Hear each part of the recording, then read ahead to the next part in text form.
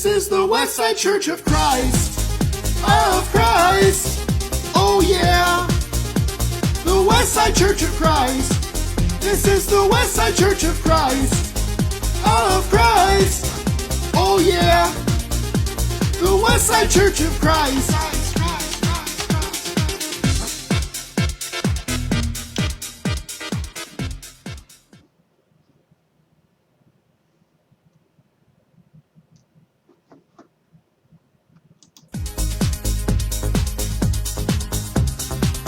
I know you wanna say it. This is the Westside Church of Christ. Of Christ. Oh yeah. The Westside Church of Christ. This is the Westside Church of Christ. Of Christ. Oh yeah. The Westside Church of Christ.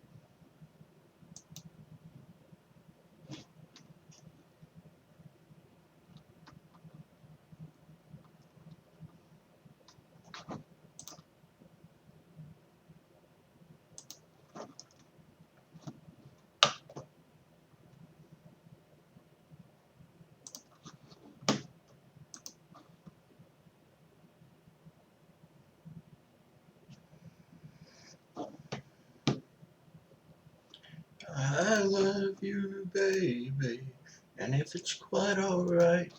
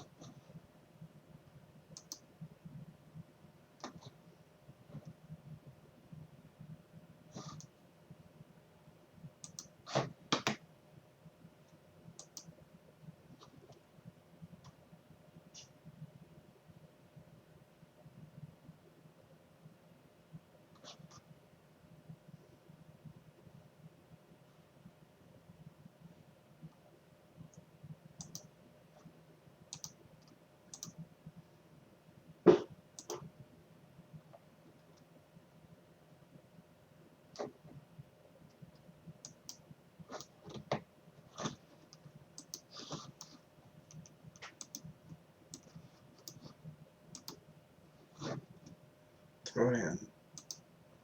Give in her folder.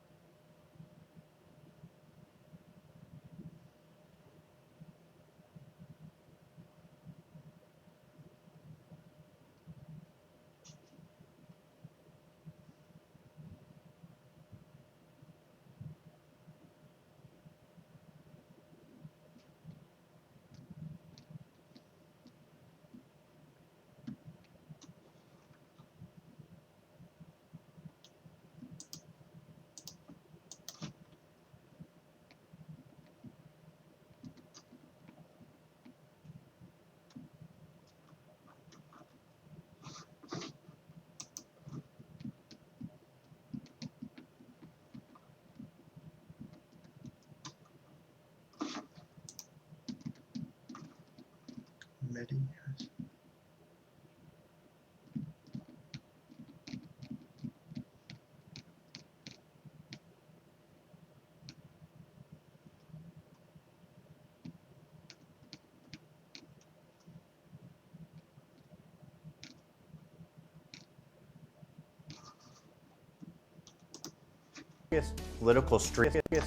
Political streamer on our platform.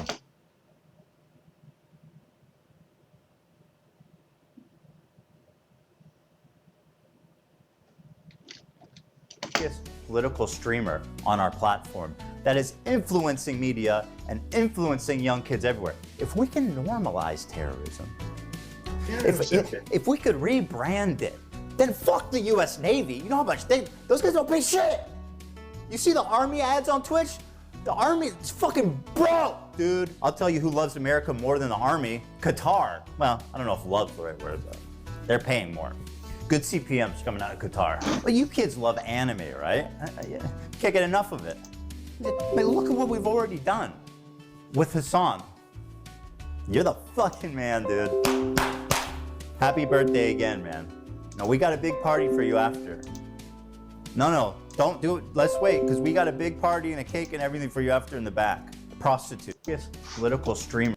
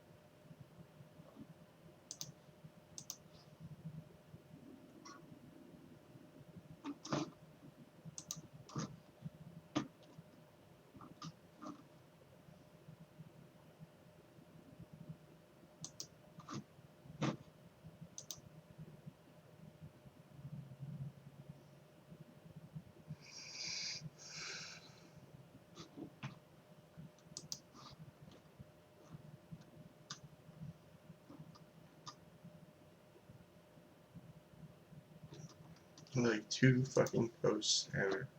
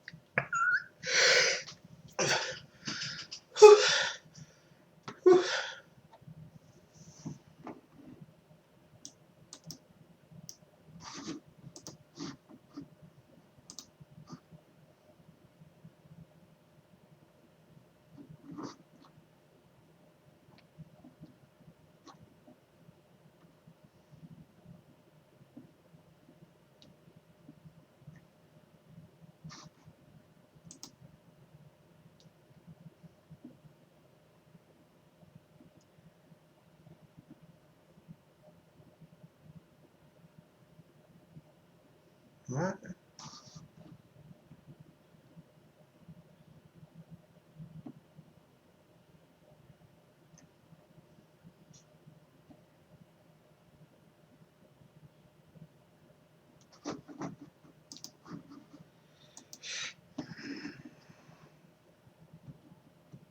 And that's why I stopped watching.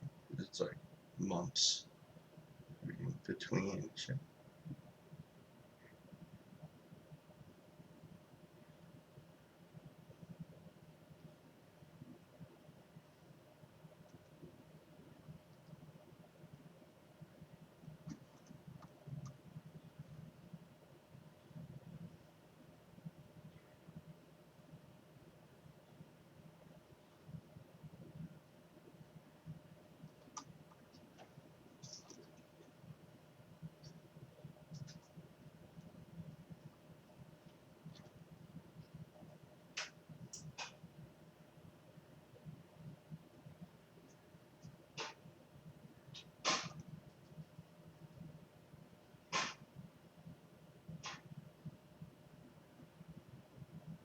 He did pay them.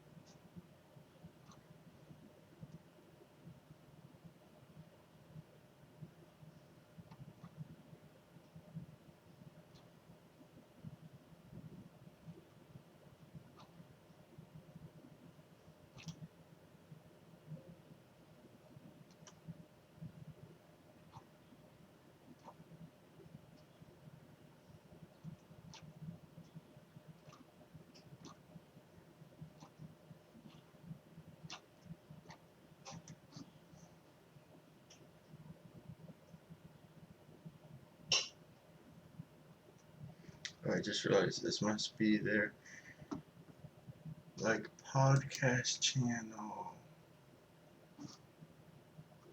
Yeah.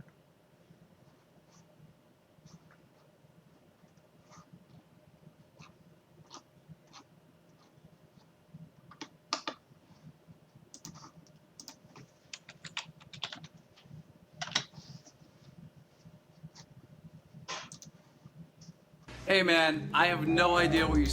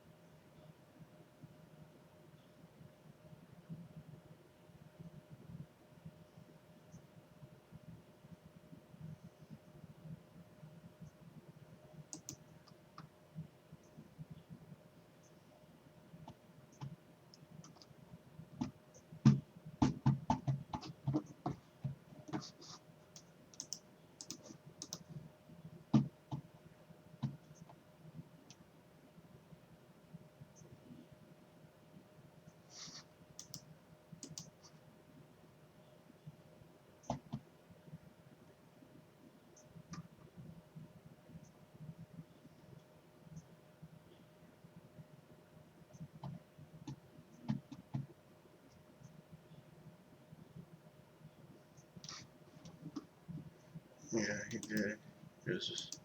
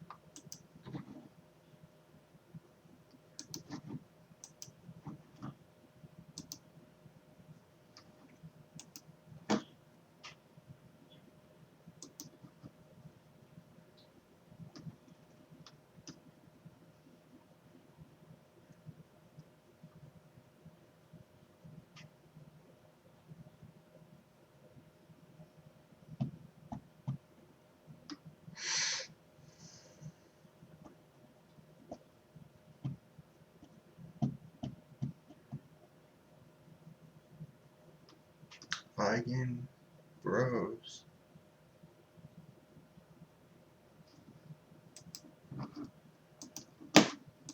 Welcome back, ladies and gentlemen. So we've got another special episode for you today. Well, not really special. We say it every time. But welcome back, ladies and gentlemen. So we've got another special episode for you today. Well, not really special. We say it every time. But make sure you guys like, share, comment, subscribe if you haven't already. Patrons, thank you guys so much. We greatly appreciate it. Me and Juan, it only helps us when you guys help support the channel. Yep. It helps us continue things on. If you guys want to support the Patreon, just make sure you check out patreon.com/eigenbros. And me and Juan have some exclusive 30-minute podcasts, audio podcasts on there every single week. And then we've also got the Discord, which you guys can access that. We'll let you post whatever podcast suggestions you have and all that kind of good stuff. And oh yeah, and also guys, make sure you check out the website. So we've got eigenbros.com, Twitter eigenbros, Instagram eigenbros, and then TikTok eigenbros too. So if you guys haven't checked that out, go ahead and do that as well. And today's topic is geometric algebra. Wow. Big stuff. Yeah. Geometry and algebra are already two giant things. So when you think of the two sandwiched, it's kind of it kind of leaves you like, what else is there to do with Yeah. that? Like, what does that even mean? Like what? Like geometry? It's like peanut butter and jelly? You can mix them too. Pretty stupid so far.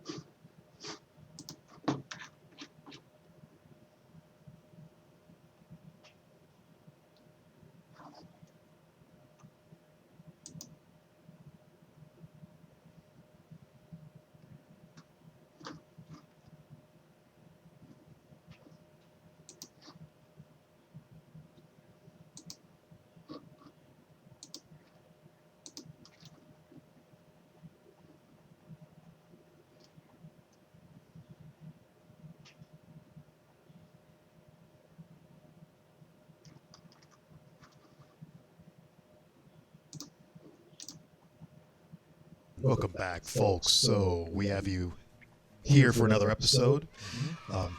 Sorry, guys, a little slow today because we're doing a late podcast. Yes. But guys, make sure you like, share, comment, subscribe if you haven't already. Check us out at eigenbros.com, eigenbros on Twitter, eigenbros on Instagram, eigenbros2 on TikTok. And then, of course, patrons, we thank you guys once again. And if you guys want to be Patreon members, just join patreon.com/eigenbros. Yeah. And yeah. All right, let's get to it. Yeah. So As the title says, we are talking about the X Prize, yeah. which is a famous. Well, actually, it's not that famous. I just found out about it through you. Yeah, it's not that famous. I literally just saw a podcast on the feed one day. Yeah. For the Eigen folks watching this podcast, this is a fast and loose episode because me and Juan are trying to record a couple episodes because we're both going to be out of town while you're watching this. Yes. So don't expect too high of quality here, but this is Yeah. more of a fast and loose episode. So bring out your coffee. Put this on Yeah. in the background, sip it, and be like, okay, I'm intrigued. I'm here to listen. Or switch it off if you don't want to hear rambling with no facts really. Yeah, or put it on in the background and just mute it. Yeah. So it runs. No, but that's our YouTube points. Yeah. No, but in all seriousness, the X Prize has this touted $100 million prize to capture carbon, and it's funded by Elon Musk and the Musk Foundation. And this $100 million competition is the largest incentive prize in history, and for basically saving the planet. Right? There you go. From our own demise. There you go. go. And Elon won't even be on SNL, I don't think, when this episode comes out. No, not yet. But Yeah. also invest in Doge. No, I'm just kidding. Oh, wait, he's going to be on SNL tomorrow.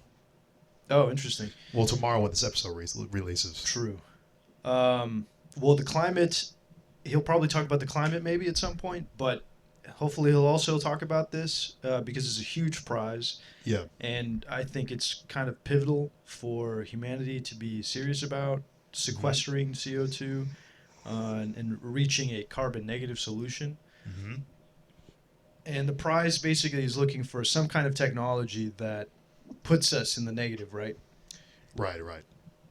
And Negative meaning that we're taking away more CO2 than outputting Yeah. into the atmosphere. Yeah, and right now, there have been. Well, you were kind of confused because you saw him on a podcast. You said. Well, he was on a podcast with the foundation runner of the X Prize. His buddy, I forget his name, but he had a podcast with him, and they were basically doing it as a way to kind of promote the X Prize and like to say what the criteria and stuff was. It's really a loose project, though. It seems like they don't really have much criteria. I checked the website; there was a whole thing about it, but I literally have not read anything about it, and I know almost nothing about it really. Right. But it seems like something interesting. If you want to just try to solve the world's problems and maybe become friends with Elon in the process.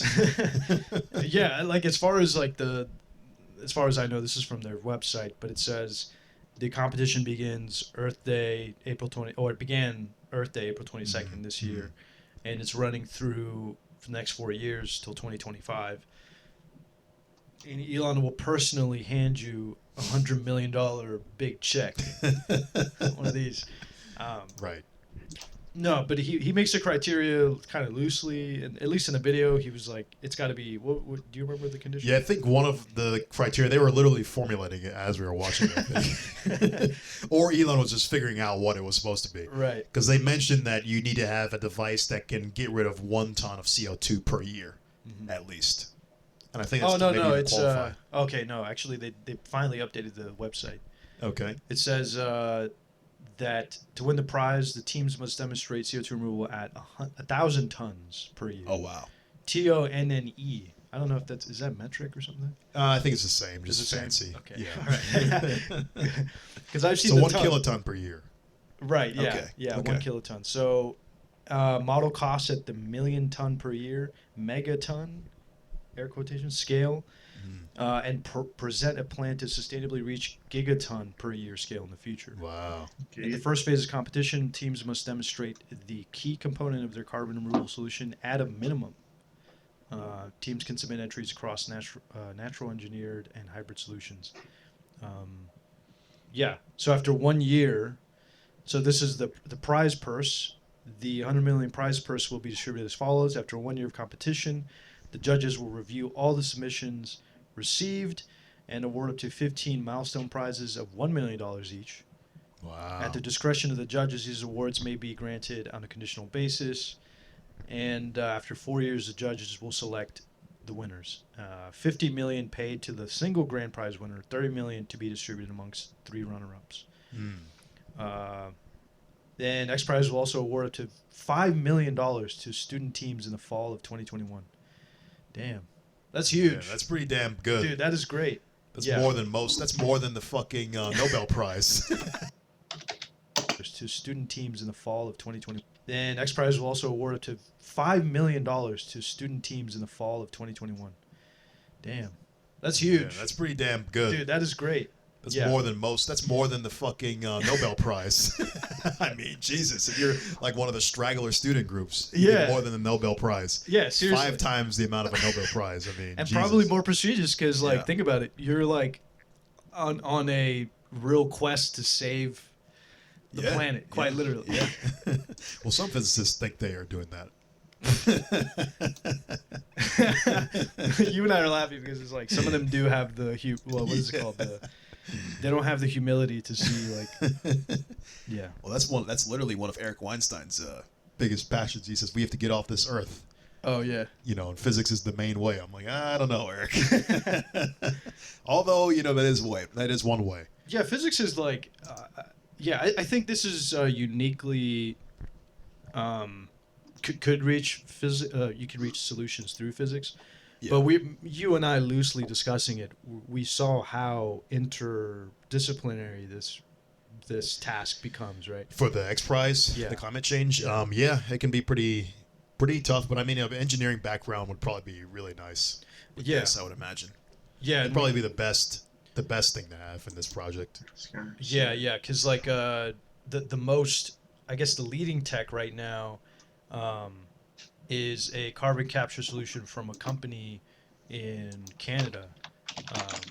Is it the one that we saw in the video? Yeah. Yeah, this guy it's basically just he had an array of like these fans, right? And then they were just sucking up like hundreds of megatons, I believe, per year. And I guess Elon wants maybe a single unit to be able to do 1 kiloton, and I guess maybe that would be more viable than what the guy has. Yeah. I don't know what his specs are for his machinery, but there are groups out there that have these carbon capture technologies, but it seems like it's not really profitable is the problem. Yeah. So they're trying to figure out how to make it actually cheap enough to where they can, afford to do this and actually get government interested in this as well, so that they can actually make a profitable business so they can sustain doing this. But the guy claims, he says, like he only needs 40,000 of these operating and they could solve the climate problem. Yeah. So I'm like, oh. Yeah. Okay. And for those of you that want to know, it's a company called Carbon Engineering. And maybe I can play a quick clip. Let's see. Hopefully they can. You don't want to play it? No, because it means I have to have true. video Yeah. We don't have enough time for that. Let's not do that. So basically, you can look up Freethink video, carbon capture technology explained, and they kind of go through the little rundown. But the company essentially just says, well, they're working with the devil in this case of carbon tech. Yeah. Well, they're working with fossil fuel industries to remain carbon neutral. And that's kind of the argument is that they're working with the fuel companies so that they can further develop the tech so they can become better over time. Yeah. It seems interesting. I mean, they had some nice ways of. He had this like recycled fuel. That was like it took out the carbon emission part, so you could use the fuel without actually expelling any more carbon emissions into the air. So it's like a zero sum, or not zero sum. I don't know if that's the right terminology, but like it's a carbon neutral fuel in the sense that it doesn't add any more carbon to the atmosphere. So if you wanted to use that fuel, then you could use that. But he's saying that it's just the amount of quantity he's going to get from it is not really that sustainable for our business. True. So Like- the stuff ultimately still has to be cheaper. Yeah, very true. Yeah, they had. I mean, there was two things they could have done with it. I think in the video Yeah. they showed that there's one way they basically pump the CO2 back into. Well, you're saying for storage of the CO2. For storage. Yeah. Yeah, so they were pumping the CO2 into the ground Mm-hmm. to keep it captured there. Of course, then if you have problems if that gets Released. Yeah, Yeah. if you somehow get like let's say even an earthquake, and then all that carbon Yeah. rises up, Well- then you have a problem again. But Yeah, and one solution. there is one solution, and a lot of people I think kind of like poo-poo that solution because, like you're saying, it's the storage isn't it can come up again, but then like the idea is that they store it back so it can go back into the carbon cycle. But I think removing carbon from the atmosphere or carbon dioxide from the atmosphere is the main goal here, right? Yeah, but I mean the reason it was going back into the carbon cycle specifically was because, at least with the case of the guy that we're talking about, what's the company called? Carbon Engineering. Carbon Engineering. He was actually having to do it to help oil companies to get more oil out the ground. Yeah, true. So it was like people were a little bit annoyed by that because like you're just adding more efficiency to the oil companies, which are pumping more carbon into the atmosphere. Then. Yeah. And the guy's point was that he was saying that, I mean, yeah, that's true, but they're going to basically pump that stuff anyway, and the government's not taking the problem serious enough to actually make this profitable for their business. So Yeah. they really have no other option. So they were saying that basically they had no other choice. Yeah. So that's one of the biggest, I guess, what would you say, Nails. negative points against that kind of thing. So you really have to get politicians involved, it seems, Yeah. to make this into something. Or your carbon capture technology has to be so good, that it's profitable even at the price it's at. True. Which is, I guess, what the X Prize is trying to get people to do, to get, I guess, more clever engineering to figure out how to just capture more carbon Yeah. or more CO2 specifically. Yeah, and so for those of you that might be thinking, oh, well, why don't we just, if you're thinking like an engineer, you're like, oh, let's look at nature, right? Yeah. Like, Yeah. how does nature do it? Because nature finds a way, or as Jeff Goldblum, so Life finds a way. life finds a way.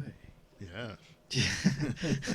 I'm not gonna do my horrible Jeff Goldblum. Gotcha. impression. No, but if you haven't seen Jurassic Park, go watch it. It's a beautiful movie. Speaking of dinosaurs, this kind of goes full circle because, as you know, dinosaurs died for our sins.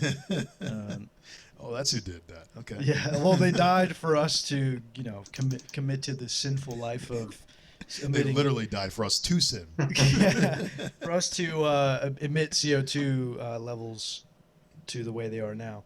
But how do plants basically form? How do they take CO2 out of the air, right? And Oof. Don't ask me that. I'm no biologist. That video that we watched too, I barely remember it.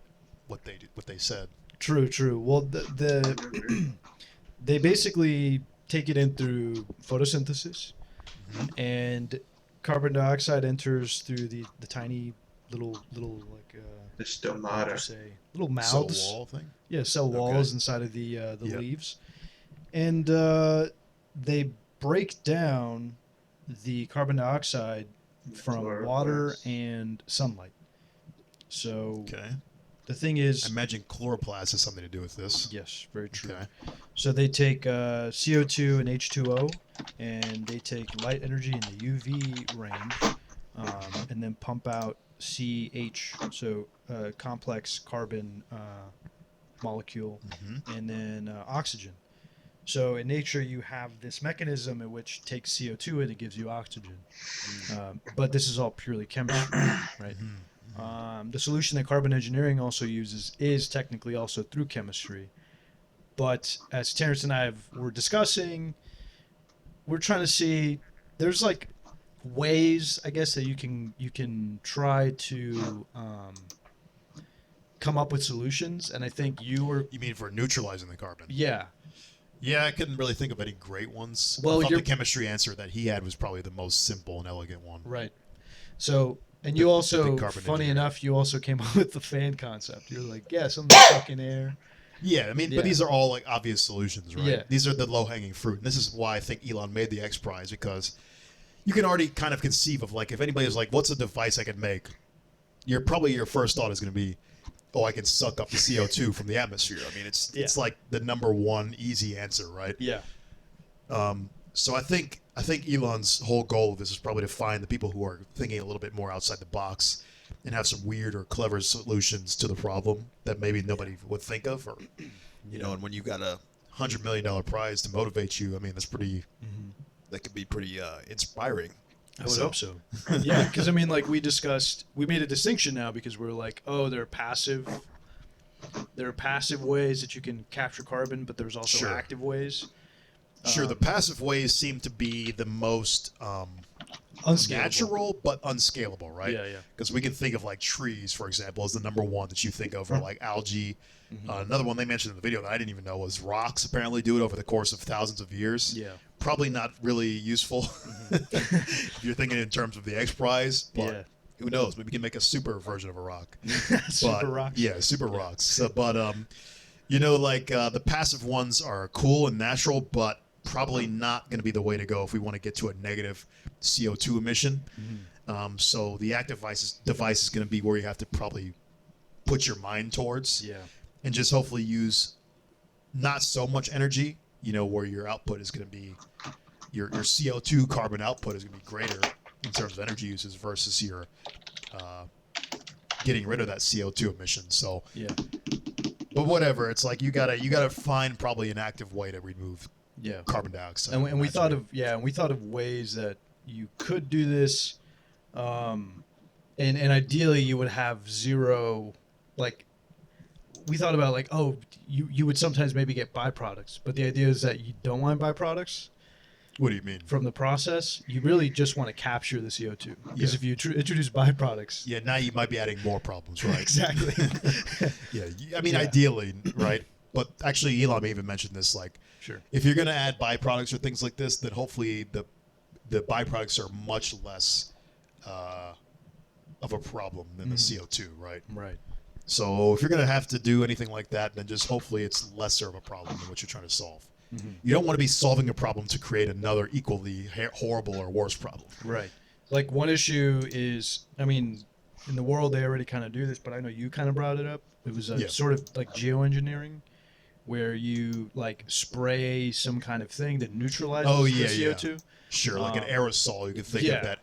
Somehow with chemistry, it recombines with the CO2, and then it will rain down, let's say, Yeah. that byproduct. Like it neutralizes it. Yeah. Yeah. But I'm just having horror visions of like a new form of acid. Now your water is polluted and shit. And you Right. it sounds not like the best solution, but who Right. knows? Maybe, I don't know. There could maybe be a way, but for me, I'm just my vision of the future for that version doesn't seem like it'd be. Yeah, very because I good. mean, people already complain about chemtrails and whatnot. Right. So it's like Giving conspiracy theorists more reasons to to say, yeah, the government invented to global warming so that Right. they could pump us with CO2 pellets or something. they're raining nanites on us. Yeah, literally, yeah. Device tracking nanites. are Device in tracking there. nanites, whatever you want to call them. Like it's gonna be, yeah. So you have to think about the people too that are gonna think. Yeah. The other thing was Yeah. the other issue is that removing carbon. The distinction here: removing carbon from the ocean, and then removing carbon from the air. Yeah. And that Yeah. is I think probably the air is going to be more useful, right? Because the whole point of carbon emissions, the problem is that there's basically a blanket of CO2 in the atmosphere. And the problem with that is that it's locking in heat, right? So like, let's say the light from the sun is entering in to Earth, to Earth's atmosphere, but then it's getting bounced off of that CO2 layer and it's just being retained on Earth. Yeah. And then that's rising up the temperatures, long story short. So I don't think the water is going to be the best way to go. I think you probably want to get rid of it in the atmosphere itself. yeah. But maybe, I mean, if you can do any kind of chunk of damage, of course, it's probably good. Yeah.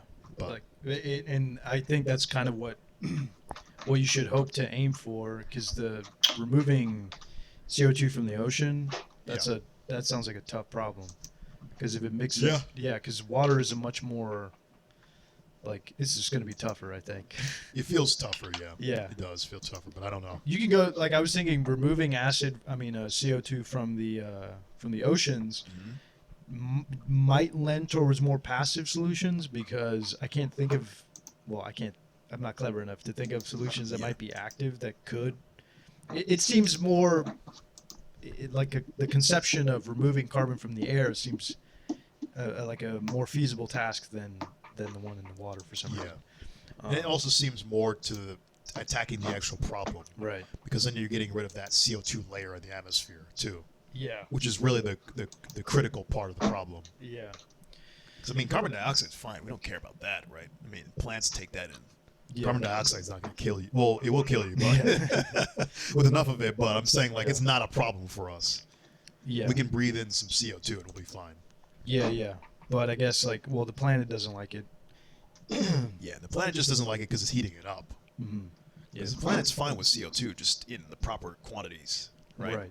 The acceleration is too fast, and if that's something that you kind of have to get your head around. Yeah. Like, because a lot of people say, well, CO2, you need it for the carbon cycle, because plants. Yeah. Plants take in. By the way, plants. This is how they form their bark. Yeah. Essentially, those are carbon molecules, and Which I did not know. That was kind of mind blowing. isn't that mind blowing? Yeah, it's like I never thought about that. Like, how does a tree grow? I guess it literally is because it takes in the CO2 and takes that carbon, those carbon molecules, and creates it. its own bark and shit Cellulose, from yeah. those things. I'm like, damn. Nature, Life man. is amazing. Life is truly amazing. Yeah, I feel like anytime I think about science, I'm like, man, I feel like I'm tripping right now. But the information is very much like sort of like a slow drip of like some kind of, like, how would I say this, experience almost. What do you mean? Like it's Slow drip of what like specifically? This like it situation? gives me a dopamine shot, like just something Of cool like that. information in general. Oh, something like a fact like that. Yeah. Yeah. Where it's like, dang, new information unlocked. Where it's like, wow. Yeah. There are certain pieces of Fascinating. information that are like mic drops for sure. Yeah. But carbon We did is a lot in physics. very true.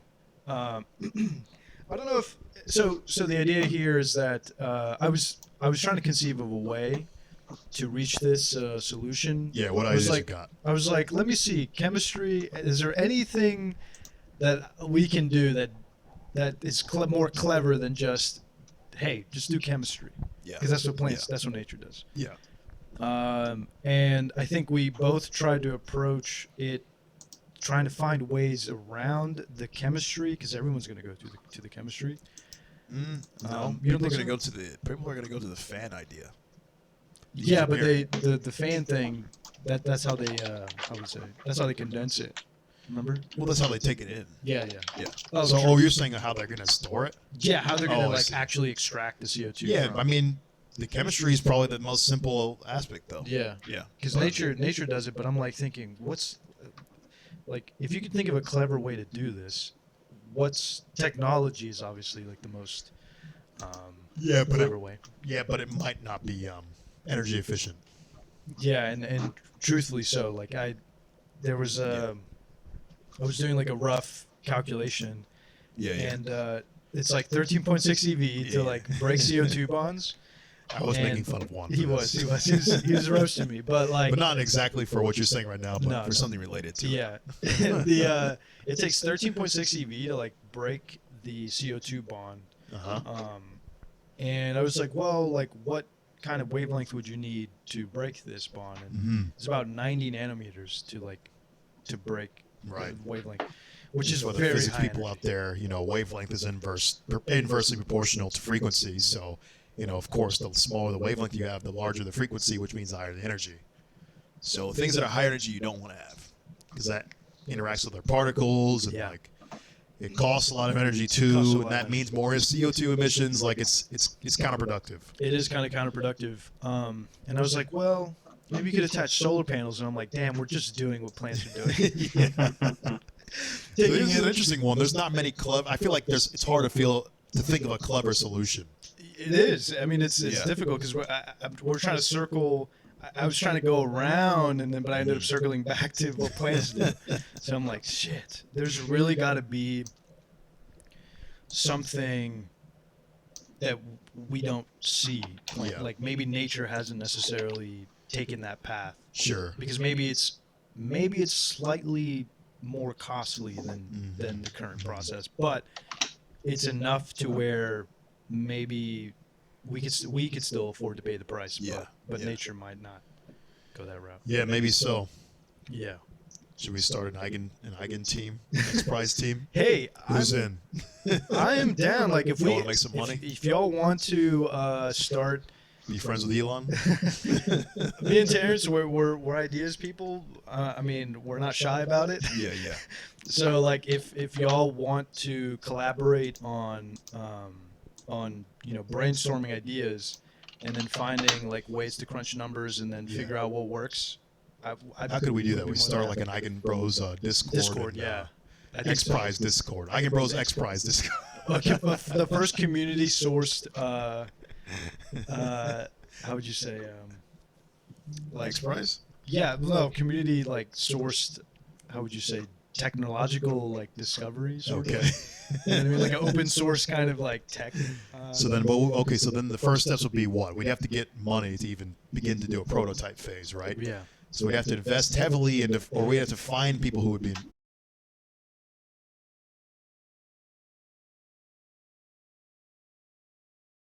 motivation for like students and maybe even professionals. Like it's harder for to think of professionals doing this, but I think students can do it. I mean, his Hyperloop thing, he tried doing it with that, but the Hyperloop. like outsourcing that idea. Yeah, but that's kind of hard to get people to take on your pet projects, especially when you have no money. It's another thing Elon needs to realize. Like, if he wants to get people to do things, you need to give the money up front. Yeah. You know, trust somebody to do something like that, or make a really simple prize where you might be like, okay, I'll give this person $1 million to start with or something. Well, Sorry, no, go ahead. Well, I was gonna say, you remember my idea was to just make software or something around the collection, the quantifying of like CO2 emission related stuff. So like if you could write a software that could somehow take in data for everywhere that collects CO2, or for everywhere that understands how CO2 is distributed in the atmosphere, and write a program for that, maybe that would be useful. Send it to Elon, and then maybe you could help you out and be like, fine, I'll kick you guys like $20,000. Yeah. I'm hoping for a bigger amount than that. Yeah. No, because he said he's open to giving people money. Yeah. Trickling in. Yeah. Yeah. He just has to make it worth his time. Yeah, there's definitely some ancillary work that you can do like that's supportive in that way where. Yeah. And I think I mean mapping, like you were saying, creating CO2 like you said before, temperature maps or something. Temperature maps, yeah. Except it's not actually temperature maps. I'm just saying maybe substitute temperature for the actual CO2 distribution. Yeah, because people, organic things, they emit. Yeah, but they also might have enough sensors to where you could have rudimentary amounts of data. True. You said before with weather stations. If there's just one weather station per state, then you at least have 50 points of data in the U.S. Yeah. That's something, That is something. That's better than nothing. Yeah. And that. Yeah, I mean that's valid. And then better models, you can maybe extrapolate more. Yeah. Machine learning is a buzzword thing nowadays. You'd somehow implement machine learning maybe to figure out with like population distributions, like how much CO2 should be in that area. You never know. Yeah. Vector mapping. You just throw in. Exactly. You just think of all the buzzwords and throw them into your project, and then somehow apply them. Yeah. No, I mean like there's that like ancillary thing work that you could do, and that is like a legitimate, valid like project. I would say. I was trying to think of other things you could do, like supportive tech, and I couldn't think of any. No, but yeah, the support role seems to be also the most, I would say, the most appealing if you're like a small sort of business, or if you're approaching this from like a, hey, this is a small team that I'm gathering. Yeah. Because I guarantee you institutions are going to be going after this prize. Like, you can't really compete. Maybe. You don't think so?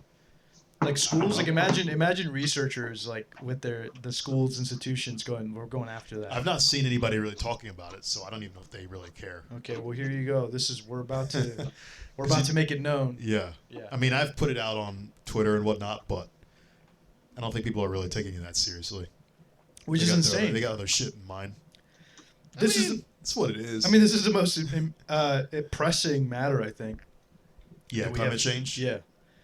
Yeah, I saw people whining on Twitter today about Bitcoin or cryptocurrency being so bad for the environment, and how it's just so much energy usage that's causing even worse CO2 emissions. I'm just like, okay, guys, but like, stop whining about cryptocurrency, people, and actually solve the problem politically in an industry. It's like we're always going to have new things and new technologies and stuff that take up energy. It's like, crypto's already a thing. You're not going to ban crypto. I mean, you can, but like, it's hard to control. Like, fix the actual problem. Yeah. You know what I'm saying? Yeah, it's really hard and difficult to control people. So you have to find ways to work around people. Yeah. So in that way, like, and attack problems at their source. Don't attack problems around this stuff. That's the peripheral around things. It's like, I mean, yeah. It's just like, why are you attacking crypto? It's gonna be here to stay. It's already here. It's like, move on and attack the actual problem of CO2 emissions. Yeah, and I mean, like, carbon capture technology isn't necessarily new. It's been around for, I think, since the 80s or 90s, if I remember this correctly. Okay. So it's been around, but it's not really popularized. It hasn't really been popularized in the U.S.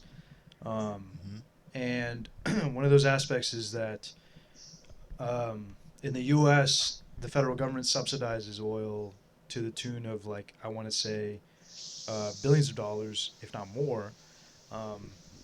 And so the cost, and Elon Musk has talked about this, where he's in direct competition to oil, so he's not shy about talking, laying the smack down on big oil. Yeah.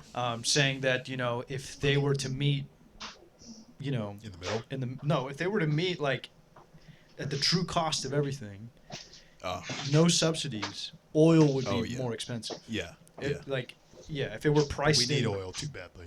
Yeah. So it ain't gonna happen. So it's like he's like, this is he. I mean, I agree with him. It's kind of egregious because, like, but we are, at the government, at least the federal government, is so heavily invested in oil because we need it, man. Because of the war machine. Yeah.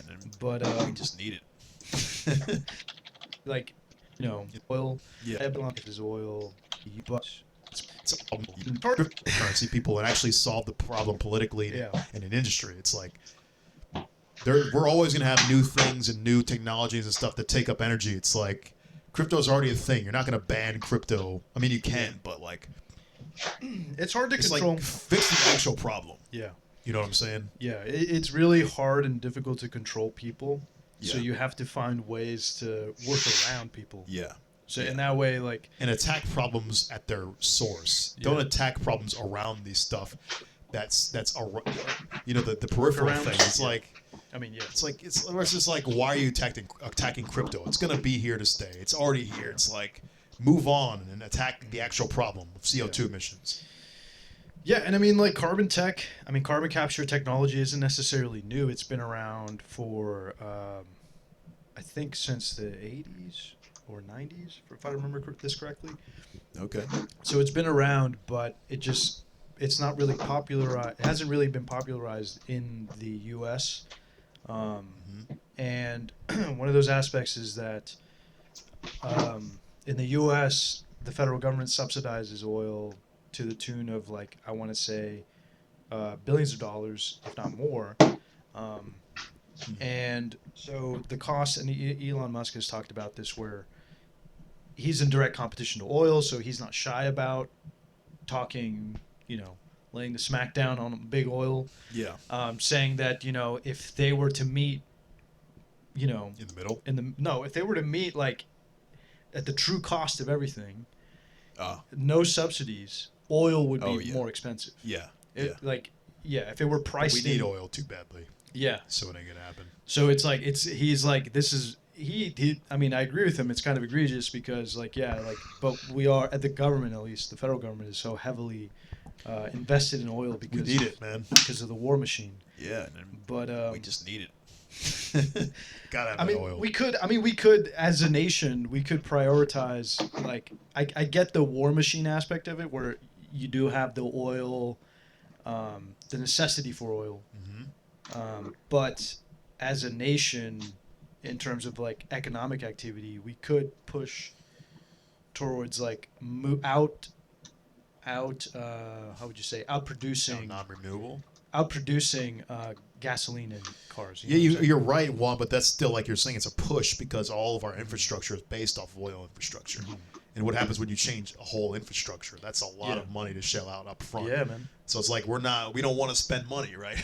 No, I know. So as long as we have oil, we want to keep it cheap and keep the system going there. But of course, I agree with you. I think that we should start rolling out more renewable energy, policy or whatever, and also like supporting things that utilize renewables. But the thing is, reality is, we're in a capitalistic society, right? And if the money incentive is not there, Yeah, but that's what I'm saying.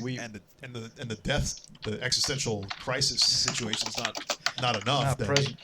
then yeah, it's like, what are we gonna do? But that's the thing. Like, I think this is why I like Elon's approach with how he sort of developed Tesla to what it is today. Right? He took advantage of the subsidies that the government put in place, at least in the Obama era, and created Tesla to be as profitable as it is today. Yeah. But with the help of the government, which is something that a lot of people, for some reason, say like he would be under if it wasn't for the federal subsidies. But I'm like, That's fine. A lot of businesses would be like that. yeah, I know. I'm just like Okay, literally. next. Yeah, I'm like literally the oil industry would not be held up as much as Yeah. if it wasn't for the subsidy. But Yeah, anyway, a lot of businesses get government help. So next stupid talking point. so it's like yeah. I mean, for me, it's like if you're going to, I would just like to see more incentives to push the economy more in developing Renewable resources. Yeah. Yeah, I agree. So yeah, but And that's a cutting slow out thing. the CO2 emissions. That's so it, you need yeah. to double. That's the most You need to important double up. Yeah, and that's That's the a thing. political problem. It is a It's political very. problem. We're in a very politically problematic area for Like CO2 emission stuff. Yeah. I mean, So like, would- this one, like, I keep being like, okay, who cares about the crypto shit? Like, I don't give a fuck. Who cares about, Yeah. these other little problems? It's like the government is really a lot of this falls on the government right now Yeah. to implement policy Yeah, and do and you industry think as well. But then, of course, the government policies will affect the the it industry. will So impact the industry? Yeah. yeah. So you think it's fundamentally the root is good policy? Yeah, I think the root is political right now. Mm-hmm. It's got to be political, right? Because if the people don't have we live in a capitalistic framework. If you don't have the monetary incentive as a private industry, it's like you can't really blame them for Yeah. doing CO2 emissions because that's what they can afford, right? Yeah. You can't afford to change all your infrastructure and things like this without any incentive. Yeah. No, I agree. It's And there's sometimes people have the carbon tax, but of course I would rather not have taxes, but if that's what it takes, sometimes you might have to do that as well. It's like it's a political thing. to me man. that's like a weird double dip too, though. Like a Why? carbon tax, because it's like on one hand the government's subsidizing the cost of oil, but then also Oh, taxing the cost. It's like, what the fuck are we doing? It's like, what the fuck, man? Anyway, This is how things go, right? It's just paperwork on paperwork, right? Laws upon laws. I'm just like, dude, this This is is so a stack of laws. just so insane. But anyway, in terms of more solutions to think about, like, did you like try to see if there, like, we were trying to think of the craziest things. Oh, you mean for carbon capture? Yeah, so going back to the carbon capture tech, like, Yeah. like what's You the were talking about sponges and shit. yeah, I was thinking about the craziest thing I feel like what if I like it though. You need that kind of brainstorming for these things. you do think about the wildest thing, and I said, Elon, get a whiff of this. Get a whiff of this. He's like, my nostrils are open. It's a huge net, and I capture all the. Oh, you mean a plane with a net on? Yeah. Or how about this? How about we bypass all that and just build a firmament, build a dome over cities? You know what I mean? Like, I don't think that's gonna help I don't think that's gonna help the global people warming die. part. Yeah. No. Well, Because that'll affect plants and shit still too, right? no, I'm saying, well, you build a dome so that you capture like all the CO2 activity. Hello. From cities. Oh. Hello. And just have people marinating in their own CO2 and eventually we just die. Yeah, yeah. Farting is banned in major I think that's cities. methane. I don't think you have to worry about the CO2 from That's the true. I farts. thought we expelled. Well, Maybe you do, we but I expel don't know. CO2 from just breathing, Yeah. but like, I think methane is. but methane is gas. probably the main Yeah. thing. Anyway, but still, it would stink up the room, and you don't. No, but Well, we can't breathe in only CO2. That would result in death. So. yeah. But what if we could build a sort of? This is what makes it an interdisciplinary thing, because you can think of ways to like maybe do this, right? Like, let's say you do build, you decide to say, "Fuck it, let's try to build some kind of thing around." I don't know. Around cities is kind of silly, but let's just say you have this like membrane or film. Around just the industry, then. Oh, that's kind of fair. Yeah. All the factories need to be there. Yeah, yeah, with these films. No, I know they have these carbon capture stuff in factories and stuff. Yeah, but yeah. I'm thinking of like membranes that you can build. This takes knowledge of chemistry, engineering. Like, there's so much multidisciplinary stuff happening. And I think if you had physicists on the team, they could tell you, oh, if something is energetically favorable to work, because like if you do calculations of like what is are you increasing entropy, like you can almost do like these modeling that we know what should work and what doesn't, right? And Depending. yeah, so it's like this is a very multidisciplinary problem that could find a solution between everybody coming together: mathematicians, physicists, chemists. Maybe Politicians are number one. Law, yeah, politicians. Politicians, where you at? This is the first chess piece, man. Like, this is literally, we're waiting on white to move.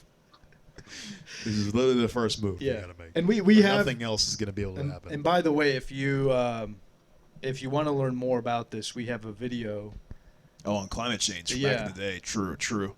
Yeah. Do you remember what? Do you remember how far back we did that one? Was that like I don't last know. year? I just know it's like a blue thumbnail with an Indian crying, Okay. and a seal, and then a carbon CO2 molecule, Oh, interesting. and they're all in like the Arctic or something.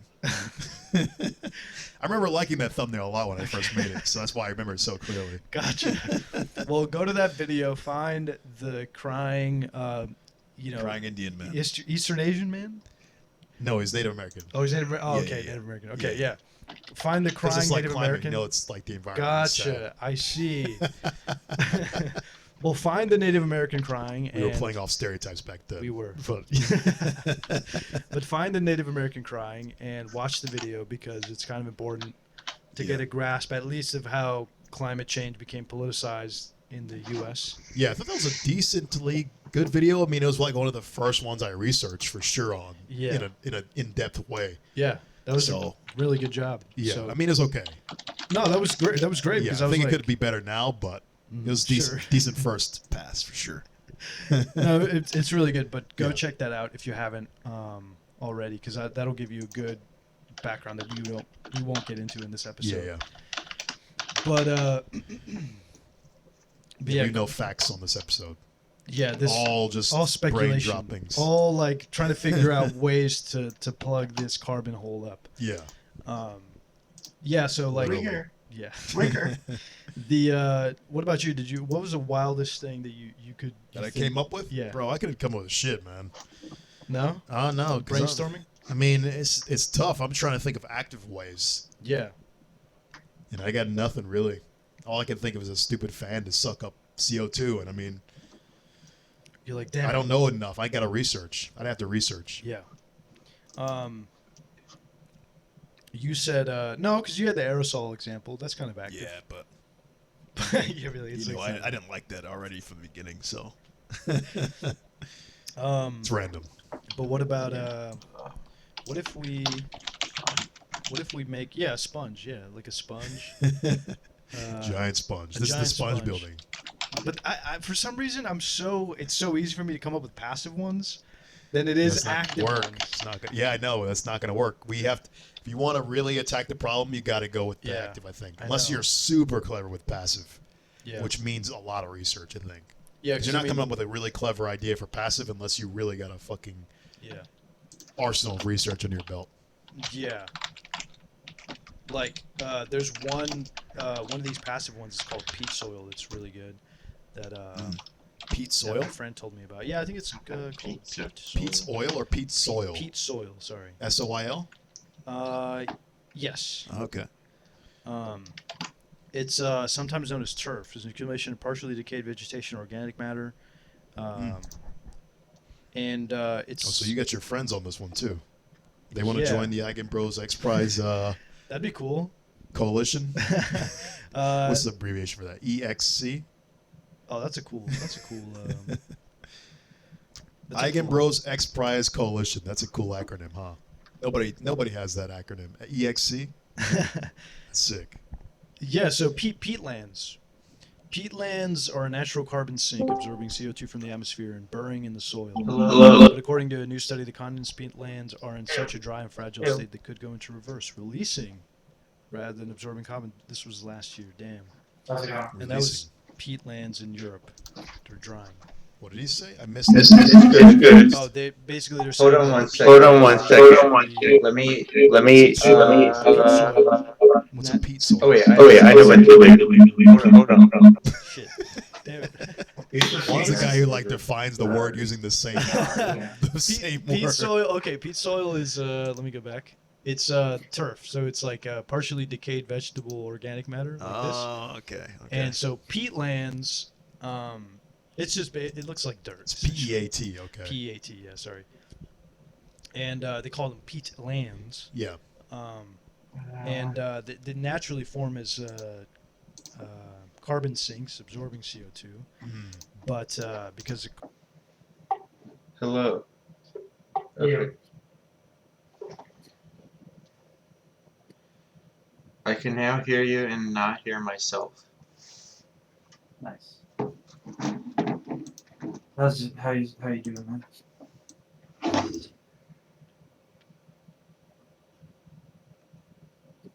I'm doing good. I was just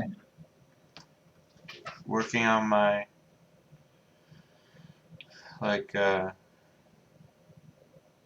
the paper I've been writing or whatever, and at the same time listening to a podcast thing on like sequestering carbon from the atmosphere stuff that I just found while trying to look for things.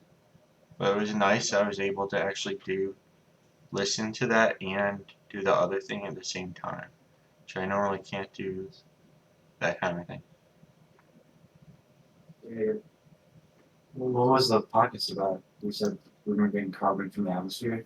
I guess for what kind of reasons? For like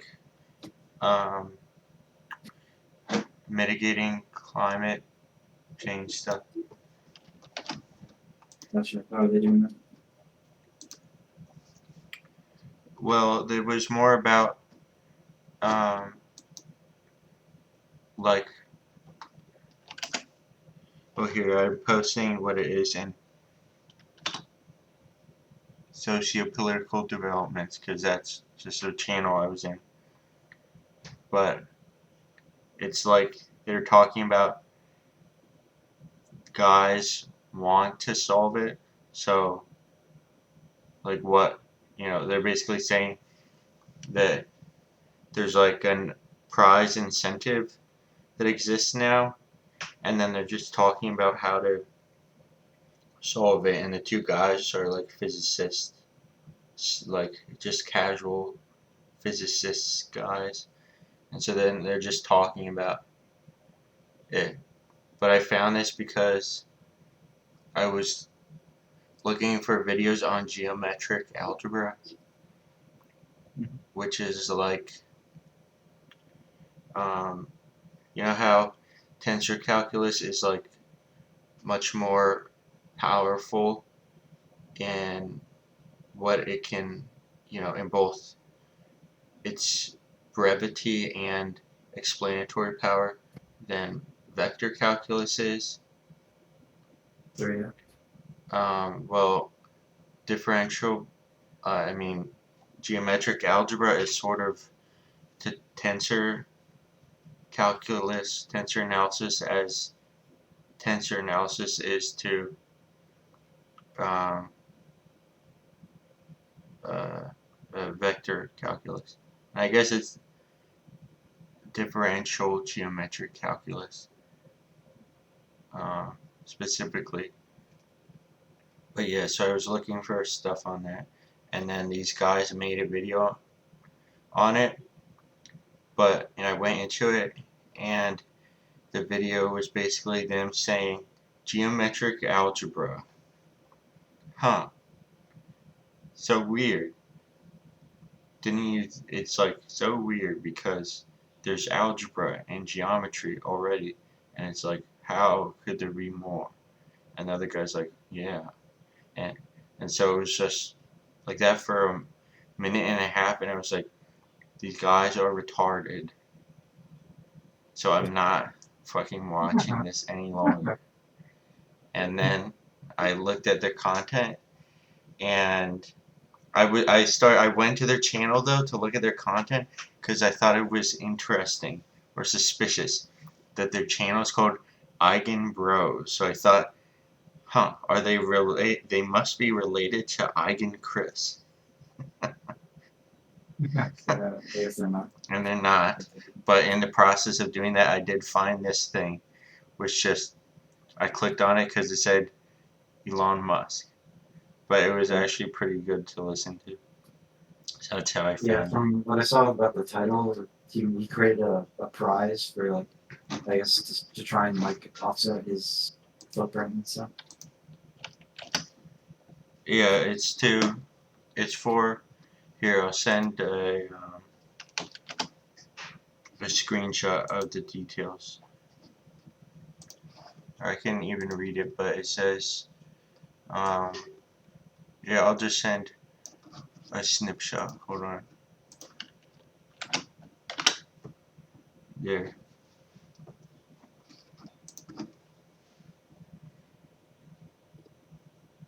What about Elon Musk and the Musk Foundation? The $100 million carbon removal competition is so far the largest incentive prize in history.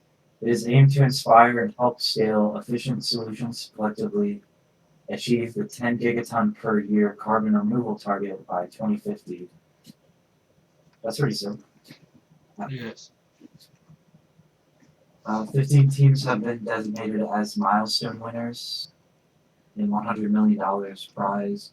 The milestone winner has received $1 million each, with the overall winnings being awarded $8 million, $80 million in 2025. I guess he's going to keep running this every year, or like every 5 years or so. Yeah, I think so. And yeah, I mean, it is pretty cool. Also, like, I think just passively also, like, in the background, Tesla and SpaceX are both contributing to this anyway, too. And like, we're seeing more of that. Starbase is they're about to construct a refinery for fixing carbon dioxide out of the atmosphere, and then using the Sabatier process to convert that to oxygen and methane. So then they'll get the rocket fuel for that, and then Starship will be carbon neutral, and they can just, get all that there. And Tesla is obviously like saying like do electric vehicles and whatever. And I know people say like, oh, did you know that electric vehicles actually are not like reducing one's carbon footprint because it takes like you're using combustion to construct the vehicles and then to generate the electricity that they need to charge or whatever. But the efficacy of the electric vehicles is that you're um, disassociating the the combustion process out of the vehicles and into the grid. So now it's like the next Yeah. step then is just to like make the power plants renewable, and then the whole like vehicle infrastructure then will automatically then instantly become like just be renewable right there. So it's like priming the system, even though like you're not gonna see it. There's no like even if you know if we waited for power plants and stuff to become carbon neutral themselves, then we would just have to make the transition to electric vehicles at that point. So, which means that which would take time, actually. So then there would be like a big transition period of transitioning away from internal combustion engine vehicles, and that would, end up, instead of it being an instant thing. So, um, so it's just, so Tesla's doing that obviously, and also a big thing with them is they're like constructing batteries for storage for like not mobile batteries, like ones that are just sitting around. And they say that, and that's significant too because they say the biggest problems in the like energy crisis or whatever that humanity is facing is not just one of how do we generate the energy, but also that we need to find better ways of storing it. Because right now, like our storage capacity, like sucks. So if you can Yeah, store the it better, technology for batteries has not gotten better in like the past 50 years or more. exactly. So Tesla's focusing on that also. So it's cool, and I like to see that kind of thing. And I assume also that if like as this prize incentivizes guys to innovate in this way or whatever, that like probably progress that's made as a result will be like adopted by Tesla and stuff, and what or SpaceX also. Who's ever doing whatever part, which is cool. Yeah. That's why I It like sort of, all that kind of stuff, the integration of these things. yeah, it sort of reminds me of CGP Grey is a YouTuber that I really like, but Yeah, owns a company called Cortex, and like half of his business is pitching people to sell them a product. So people come to their company with product designs, and then the company itself creates the product that they designed if they like it. And that sort of reminds me of that, of how they're putting a cash incentive out for people to create R&D, and then they're going to take the R&D and probably reimburse obviously the people, and then create the thing that they're producing, it's pretty cool. which is very effective, or hopefully effective. It makes a lot of sense because like inventing something useful is you know something that people can do. You know, it can be done, but then the like scaling and manufacturing and figuring out how to manufacture and scale and whatever that type of the production and deployment, like the mass production and deployment of such things, is like logistically many times harder than potentially logistically many times harder than actually inventing the thing to begin with or whatever, or at least it's just a different class of problem, like one that you might be able to, like, for example, invent like the concept and schematics and whatever for the first viable nuclear fusion reactor. Like, as an individual, somebody might come up with that, but then like, they wouldn't be able to, they might not have the resources to actually like turn that into a thing, whatever. Like, if I did it, I found a way to do it, then what would I be able to do with that information? Like, I couldn't personally do anything, so I would rely on like giving that info to somebody who could or whatever. So that sounds like a very like cool concept. I didn't know that he was doing that. Yeah, he seems very bad at least. I'm not sure who does the marketing for SpaceX and stuff, but they don't seem to market that they're doing any of these projects well enough.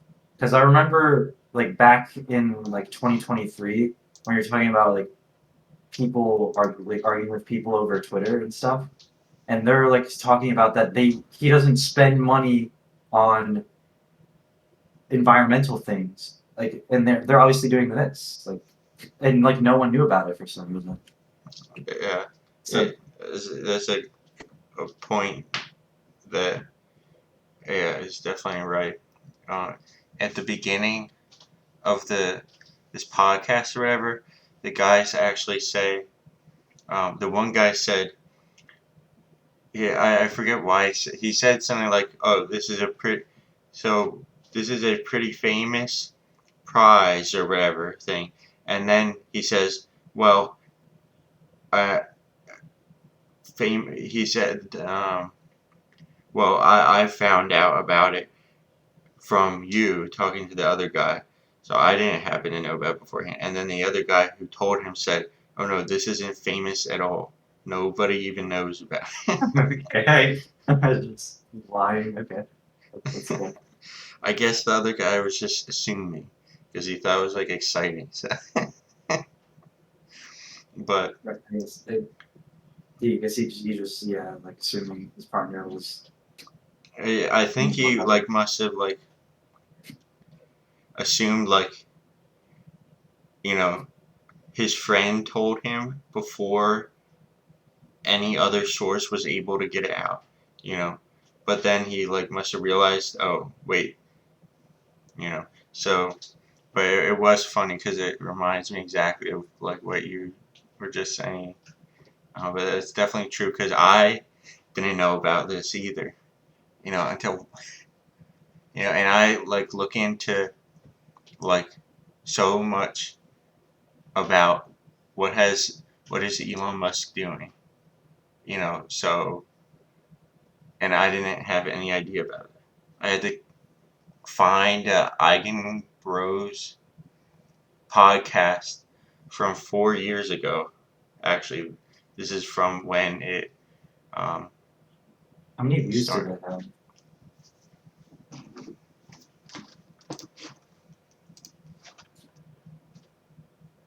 780. Oh shit. So yeah, like no one knows about it.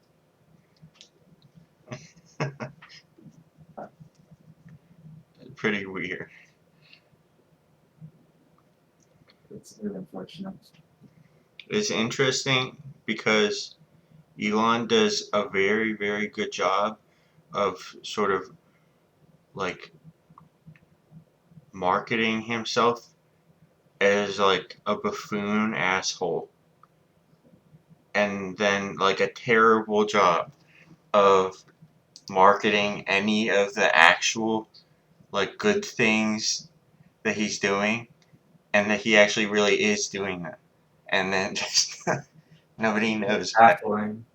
Like, I guess he just wants to be seen like that, though, because if he was interested in having like being like Rockefeller at the end of his life, where he's just being a philanthropist, or probably like a better example is Bill Gates, who's like doing a lot of philanthropy. Um, like if he was interested in having that like appearance, he would talk about it, but he seems to want to be the villain for some reason. It is pretty interesting, and I guess that does align with stuff he said. Like he has repeatedly said, like, "Oh, I don't want any prizes." Like, because I saw a thing recently where they said a guy mentioned, "Oh, Musk was nominated for the Nobel Peace Prize or whatever," and then Elon's only reaction to that was, "I don't want any prizes." And he said something similar at the end of last year. Guys said that Elon was one of the like top 5 contenders for who was going to be the Time Person of the Year, and so his response was, "I don't want to be on any magazine covers or whatever." So like those are like high profile, like potentially positive things, and he's essentially like rejecting it, and he never takes like credit personally for accomplishments either. Like whenever SpaceX does something like real great or whatever, um, like he says, like he uses the word we when talking about accomplishments, and then if you try to look at and see like what is he involved in specifically, it takes a lot of digging, but you'll see when he's speaking like or writing candidly about it, he'll like say what he's a part of, and so he's like the head of almost every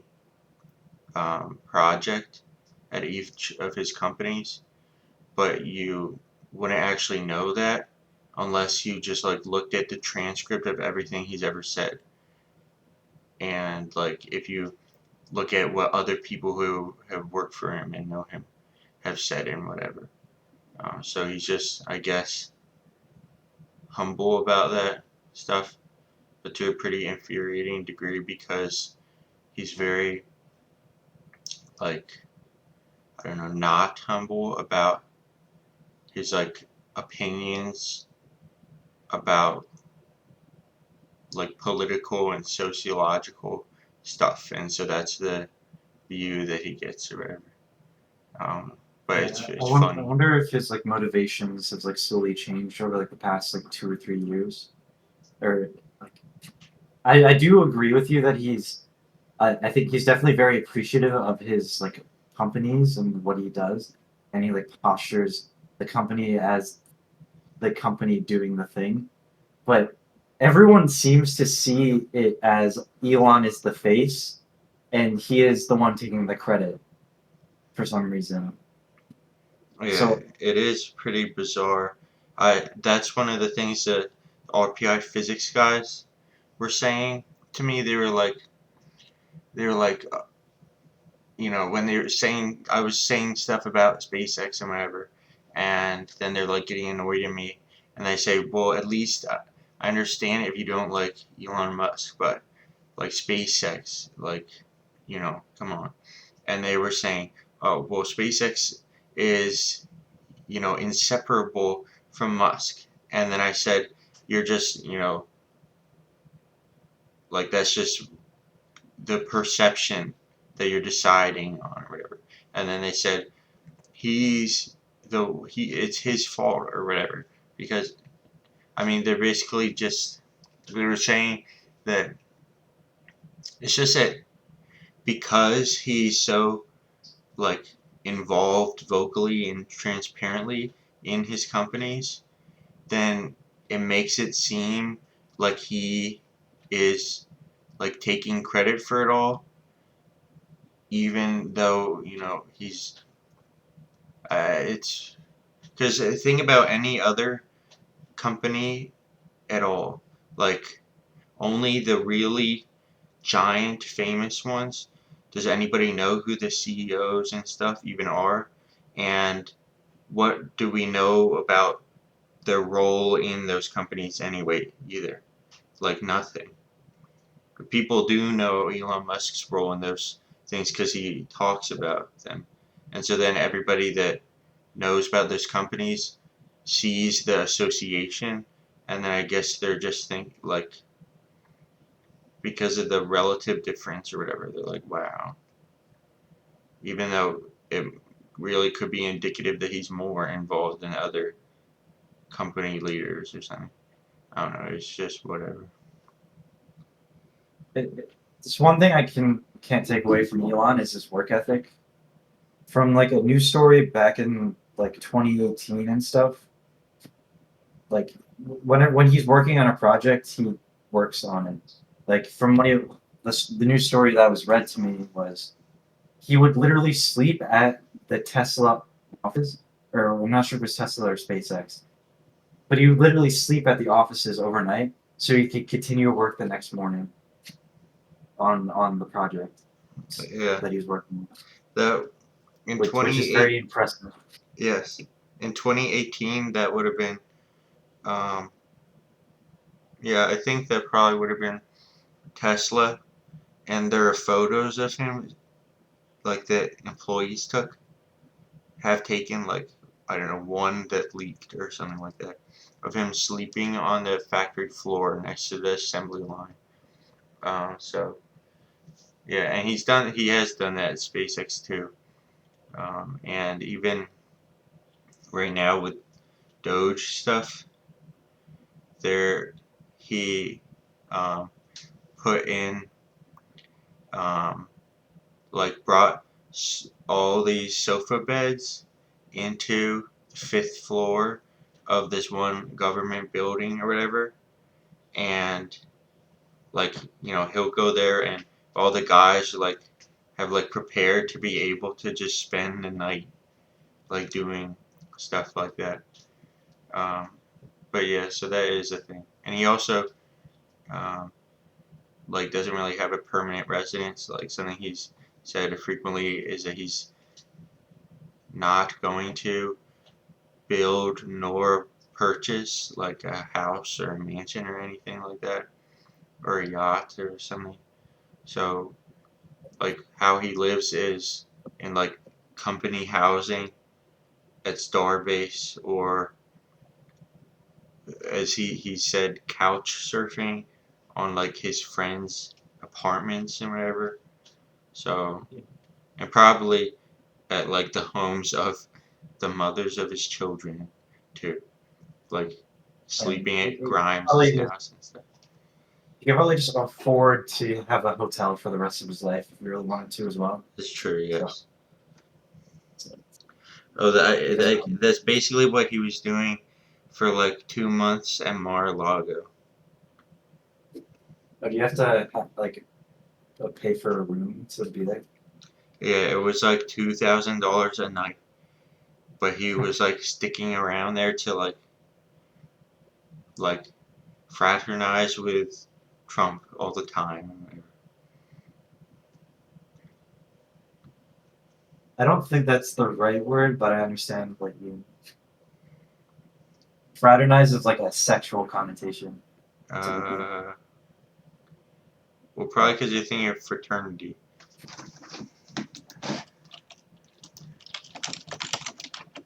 Well, that's not why I'm thinking of it. I just understand the word fraternize when I like talk about it is like fraternization between coworkers. It's like when they get in a relationship with each other. Oh yeah. Well, here's what the definition says.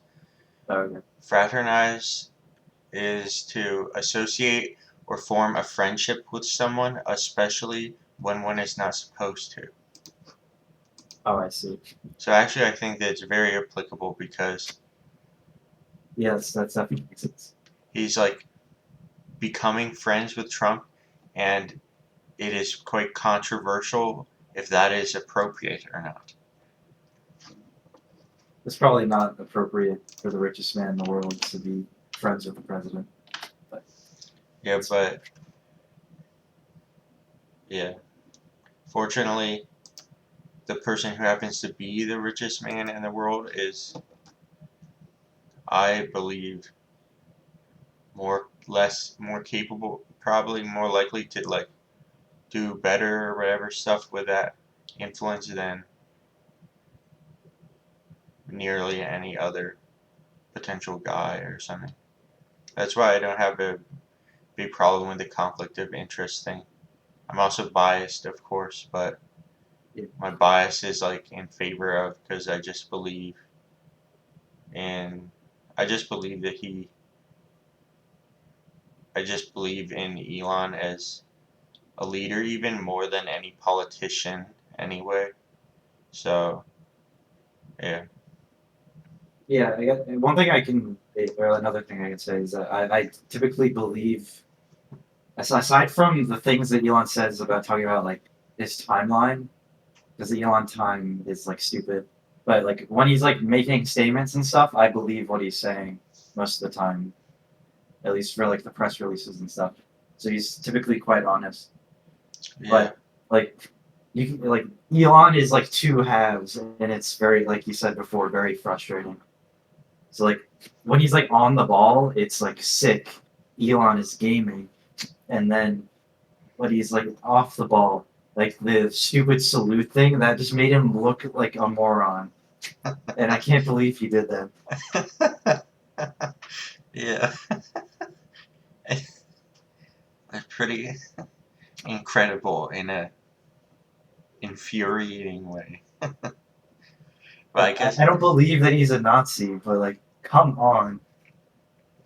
well, exactly. That's what makes it like, the thing is that it just like was sucked. One of the most like sucky things to happen, because like half the world like will now be like, okay, he certainly is a Nazi, and then the other half will be like, well, he's not a Nazi, but now it's like so convincing to all the people who are like confirmation bias, or or who, I don't know, are convinced by turnaround or whatever, and then like like two people or something are like, this is amazing, I love Nazis or something, and hate Yeah, it's Jews, very frustrating.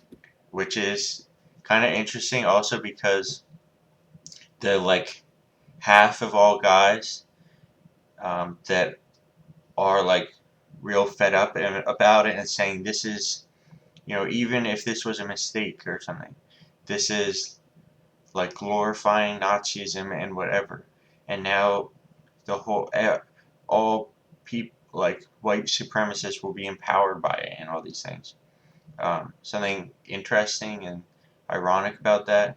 And I guess, I can't blame them for saying that, but one consequence of doing that, like being alarmist sort of about it, is that doing that makes it more visible to everyone on Earth and enables, you know, Yeah, actual the white discussion supremacists of the to, topic is making the like the awareness of for Nazis to the thing though. exactly. Like probably if they didn't say, people didn't like, nobody had a big deal with it or whatever, then, you know, a certain amount of Nazis or whatever would have seen it and been like, oh yeah. But now definitely more Nazis are seeing it. And also the people that are, raising the alarm about it are essentially priming it to become, like Nazi symbolism. Like they might, Nazi guys or whatever, might probably wouldn't be as like they probably see it as an opportunity, like, oh, the whole world is essentially like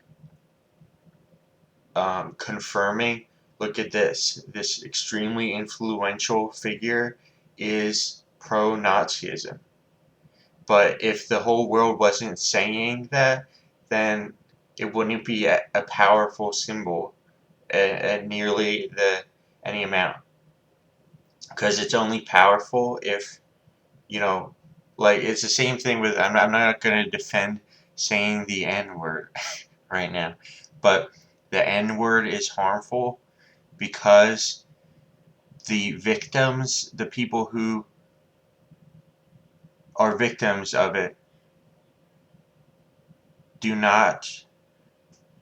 Okay, my Discord crashed. Oh, sorry. What were you saying? What was the last thing you heard me say? Ooh, I don't remember the last sort of thing that you said. I guess we can just start with like the main idea of what your point was. Um, the main idea of my point was that, well, for as an analogy, I'm not gonna try to I'm not trying to defend saying the N word here, but Right. but the N word has power as, like, you know, a hate symbol and whatever. Right. Exactly because the people who it, you know, can like prey on or whatever, or hurt, believe, you know, are aware of its meaning or whatever. You know, like if no, like that's at least half of the thing, is to like dehumanize and denigrate the people. Well, same thing, yeah, actually. Like if one person like said, all right, I'm coming up with a word. Uh, hmm. I sort of have a video that like sort of explains this. Is that you're explaining a topic called stochastic terrorism. Really? Yeah. It's sort of the way people talk about topics like in a non-jokey way, like just having edgy jokes and like using these inflammatory words creates a pipeline of some people acting on these things and like and doing actual terrorism. So like the example of it is like PewDiePie back in the day said the N word or whatever, or did the death to all Jews joke with the like Fiverr thing, if you remember that. I don't know what fiber thing, but I do know he said something that people said he's a Nazi. Yeah, but basically in one of his videos, I think in like 2018, 2019, he paid a bunch. He did a Fiverr video, which is a website where you can pay people some amount of money and they'll do a thing for you. Like they're like music producers. You can get on Fiverr. You can get artists on Fiverr. You can have like people finish uh, or like do like editing for your book that you're writing or publishing, stuff like that. But basically, they paid a group of two guys who I think they lived in Africa. I don't remember what's for the country, but they paid him to make a video of them holding up a sign that says "Death to all Jews" and stuff. I Uh, see. and he sort of talks about, if you're interested, we could actually watch the video.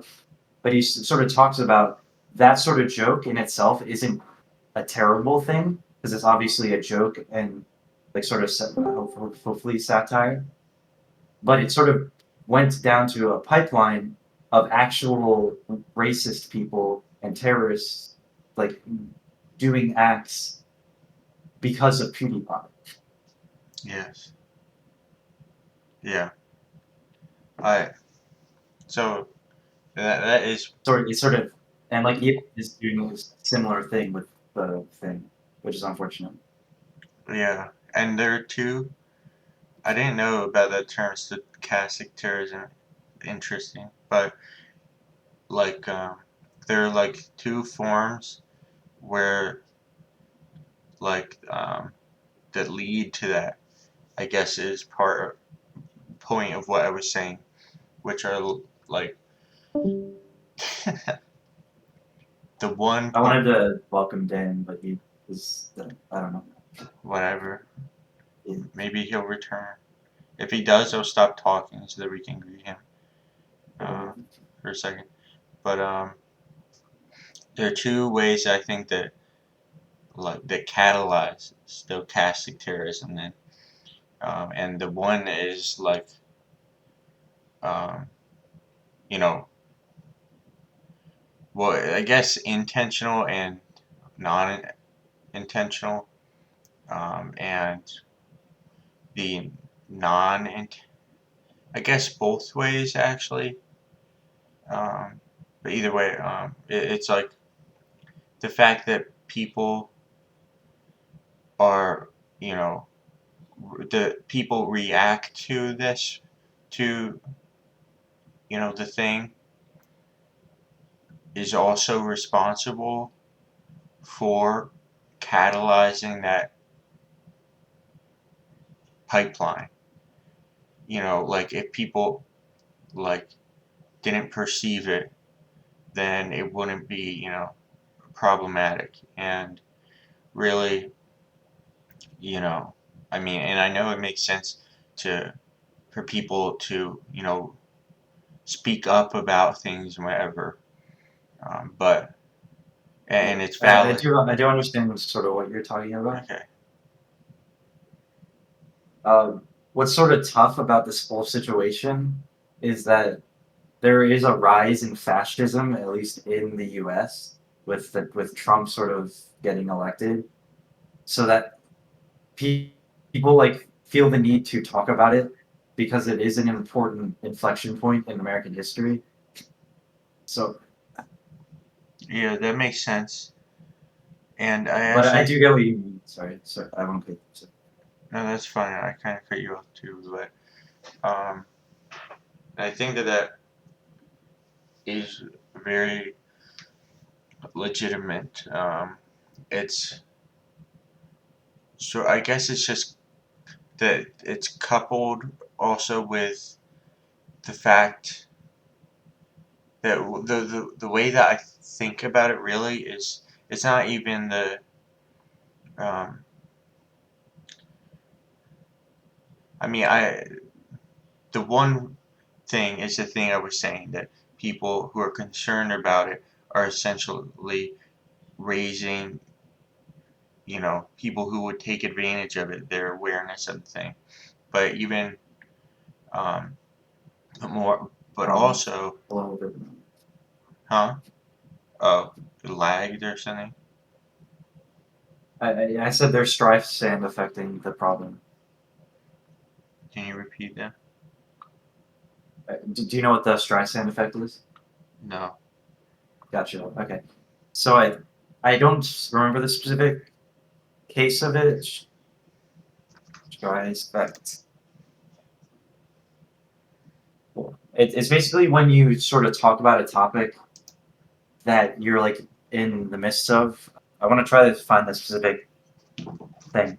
The term was coined by Mike Masonic after Barbara Streisand attempted in 2003 to suppress the publication of a photograph showing her clifftop resident in Malibu, taken to document coastal erosion in California, inadvertently drawing far greater attention to the previously obscure photograph.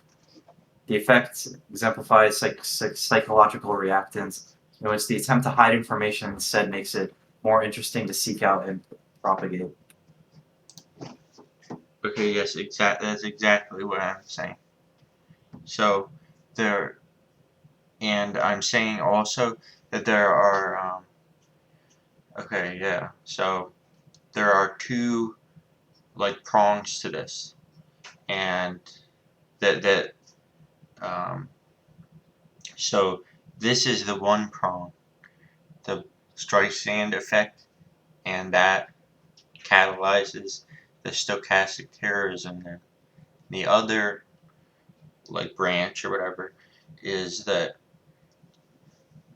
is unrelated to the terrorism part and whatever, but just that about the perception of how it affects the perception of like normal people. So essentially, I guess sort of like I guess I'm kind of saying defamation, um, because like the effect is, you know, people will then be like, believe this person is like bad and all that stuff and whatever, and that has a negative effect too because you know Elon Musk has done and will continue to do important good things in the world for the world, but now more people are going to start rejecting him and therefore those things, and that's, and I'm not saying that he shouldn't be criticized, but to if people just start becoming more prone, like more prejudice against him, for more prejudice without cause, that's not really helpful for anything. Yeah, um, it's gonna be negative for humanity, probably, exactly. which is what's kind of terrible about him trying to get into politics, Yeah, which exactly. is just annoying. And I do think that's why I feel like I don't like to no, for anybody, especially like really for anybody that I don't personally know, and I'm just learning about them because it's you know public information or whatever. I don't form negative opinions really, like you know I don't like hate any public figure really. Like I do form like you know opinions about their reliability and how much potential do I think they have to do this or that or whatever, um, but every other thing, but not to just become prejudiced, form prejudices against people that don't actually know and stuff. But I feel like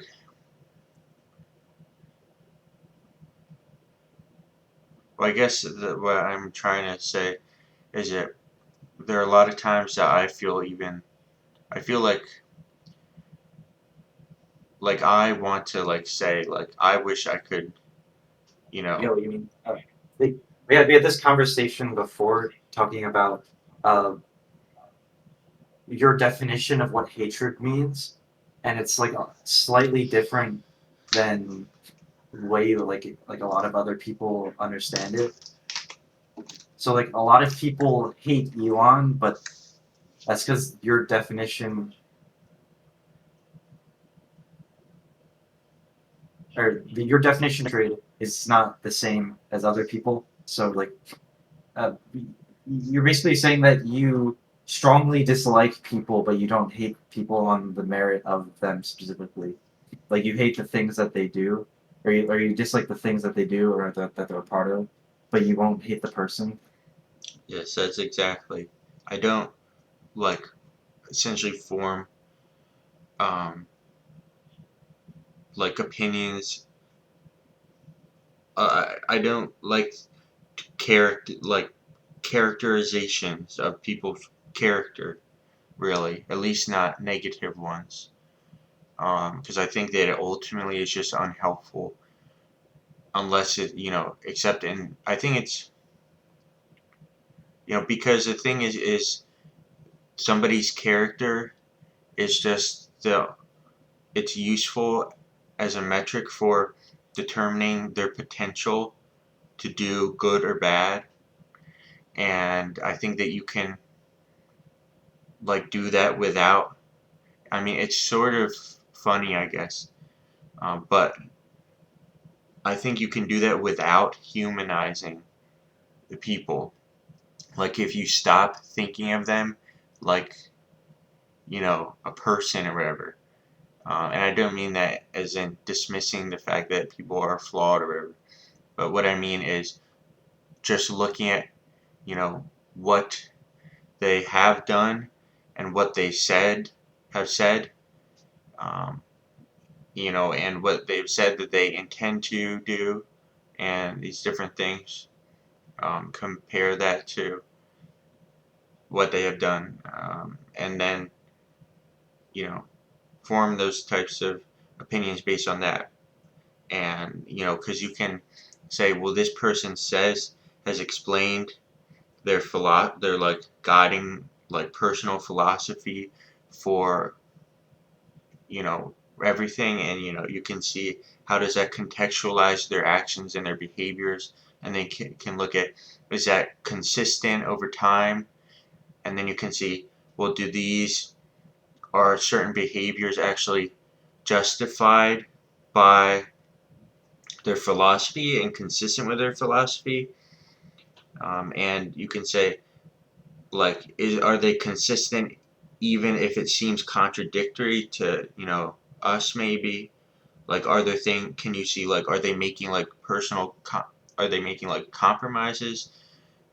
Maybe they have a flaw in their reasoning or something, or maybe their reasoning is valid, which I think most of the time, for like almost most things, people have valid, like sound reasoning for things they do or say, but they're essentially, you know, missing the greater context of something, operating upon incomplete, axioms and whatever. And then you can see, well, then it's more like a mistake or ignorance, not malice or incompetence so much. So I think all those things matter, and it very rarely is it really efficacious to be like, this guy is just like is evil or something. Like the only place I think that can, like, it's even appropriate really to do that is to say, like, is Hitler evil? I'm willing to say to um what is it, to like concede on that and say, okay, yes, I think probably, you know like that kind of thing. Yeah. um I sort of agree with your viewpoint. It's very optimistic. Uh, but the reason why I don't think a lot of people can like live in that sort of world is that people are very good at lying, and hiding their intentions. And I don't think Elon, or I hope he's not doing that. But he's very good at portraying himself like an asshole and a liar to people, so they think that he is that in every single thing that he's doing. So it's like, yeah, that I haven't thought about that actually, because like when Dan told me about this gaming thing. Did you know about that?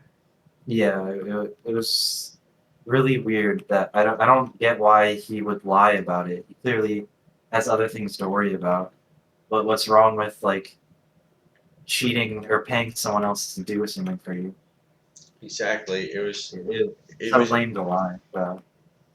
it was very weird, because the one thing that made it, like, you know quite frustrating for me, like Dan said, that his opinion of Elon's character was reduced somewhat from that. For me, that wasn't really the case, but the thing that did frustrate me was that what he did plays exactly into what his detractors, like, would feed on the most.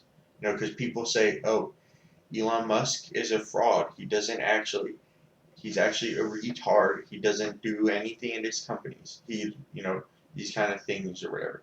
And then so, like, he basically just like gave them the perfect ammunition to say, see, so here is evidence of him behaving in exactly the same way that we allege that he's behaving in this other context. And he just gave it. Yeah. That's really annoying, I guess, because even if he like was very honest about it, that problem would still persist. Yes. So But how then do you he's even just get around feeding that? into it. It was like, I don't know, like that kind of thing. It's hard to tell how much of that is, his specific breed of retardation or like a weird, I don't know what, intentions or something. That's why, like, I guess, he has said things like about not, like the stuff about like rejecting, um, you know, taking responsibility, personal responsibility for accomplishments and stuff. So I guess part of it could be intentional for some way like that. Um, but it also just does feel like, well, it could just be him being retarded. Like I know that he has Asperger's and stuff. Like maybe that has something to do with it or not. I don't know. Um, but it is very like funny and frustrating. Yeah, that's something that's really annoying about the people that like the news people that I like listen to regularly. They make fun of his mannerisms in a way I find really odd because he is autistic. Like at the like one of the Trump rallies, he jumped up in the air kind of weird, and that's what's wrong with that. It's just him being having like doing like a silly little thing. Like let people express themselves. Yeah, exactly. I um, kind of feel the same way about that, and I thought it was a little bit frustrating when seeing people react to that stuff. Like even like my nana and grandpa, Russ, I guess, um, they both said that Elon was running around the stage back and forth 20 times, jumping all over the place, and literally acting like a maniac. Um,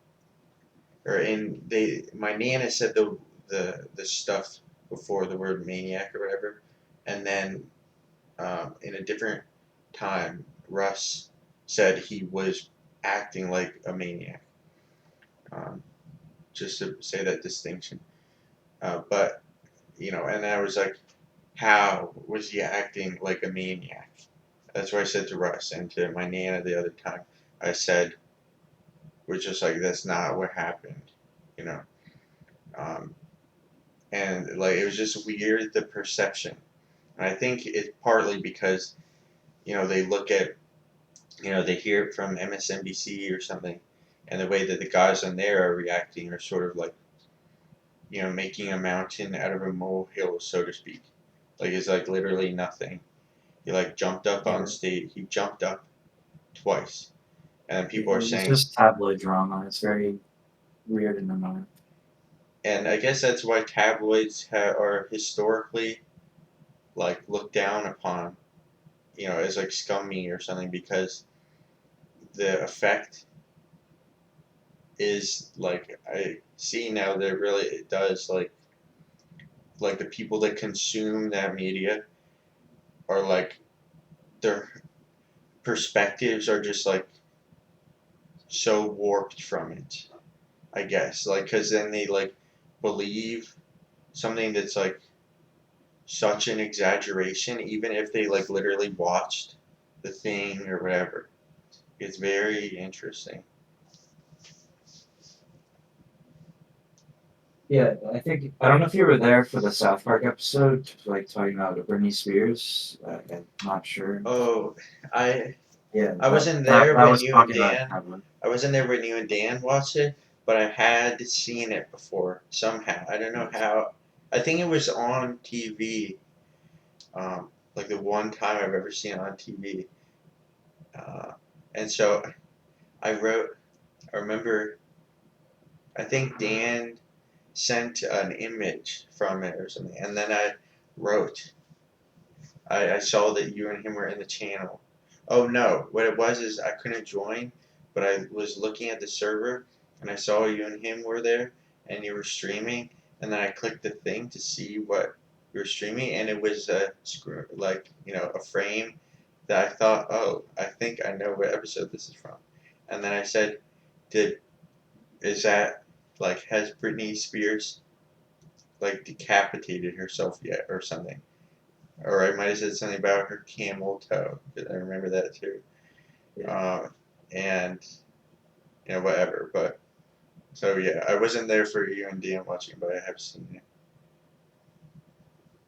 It's definitely an exaggeration of the thing, but that's sort of what was going on in the early 2000s, and probably a little bit more so because like fan bases are terrible and like super obsessive. But like people were following Britney Spears home, paparazzi, every single night, trying to see her in the worst light. Like see her like maybe like she was drunk or something, or she was like had like a terrible outfit. It was like people shoving cameras in everyone's face to figure out what's going on. Like every single second of someone's life, it's obviously going to make someone go insane or like cause like drama that's just not needed. Mm-hmm. Is that why paparazzi has a negative connotation? Yes, that's basically why. Um, the actual song "Paparazzi" I don't think is actually about paparazzi people, but um, so let me think about the thing. Uh, Paparazzi basically follow everyone around. Like they even like stalk people outside of people's mansions and just try and like get good pictures. That's where a lot of like swimsuit photos of like celebrities come from. It's weirdo paparazzi people going to their backyard and taking the picture while they're not looking, and just and like TMZ or NTV buy those like footage of and like do news stories about them, and it's like just invading people's privacy in such It's a interesting weird because way. it's like subsidized stalker industry or something.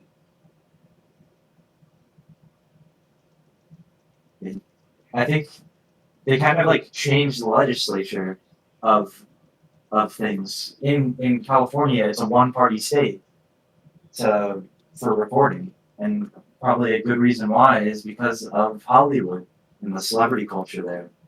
Because Huh. like people want to be able to record people with whatever they want because there's gonna be like celebrity around. That makes sense. And you can like make money off of selling your clip. It's so gross. Pretty How they do it. heinous. Yeah. And at the same time, I am a big in favor of, for me personally, I respect it. Yeah.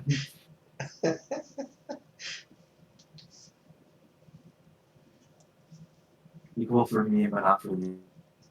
yeah, do as I That's right. say, and Documenting your entire life.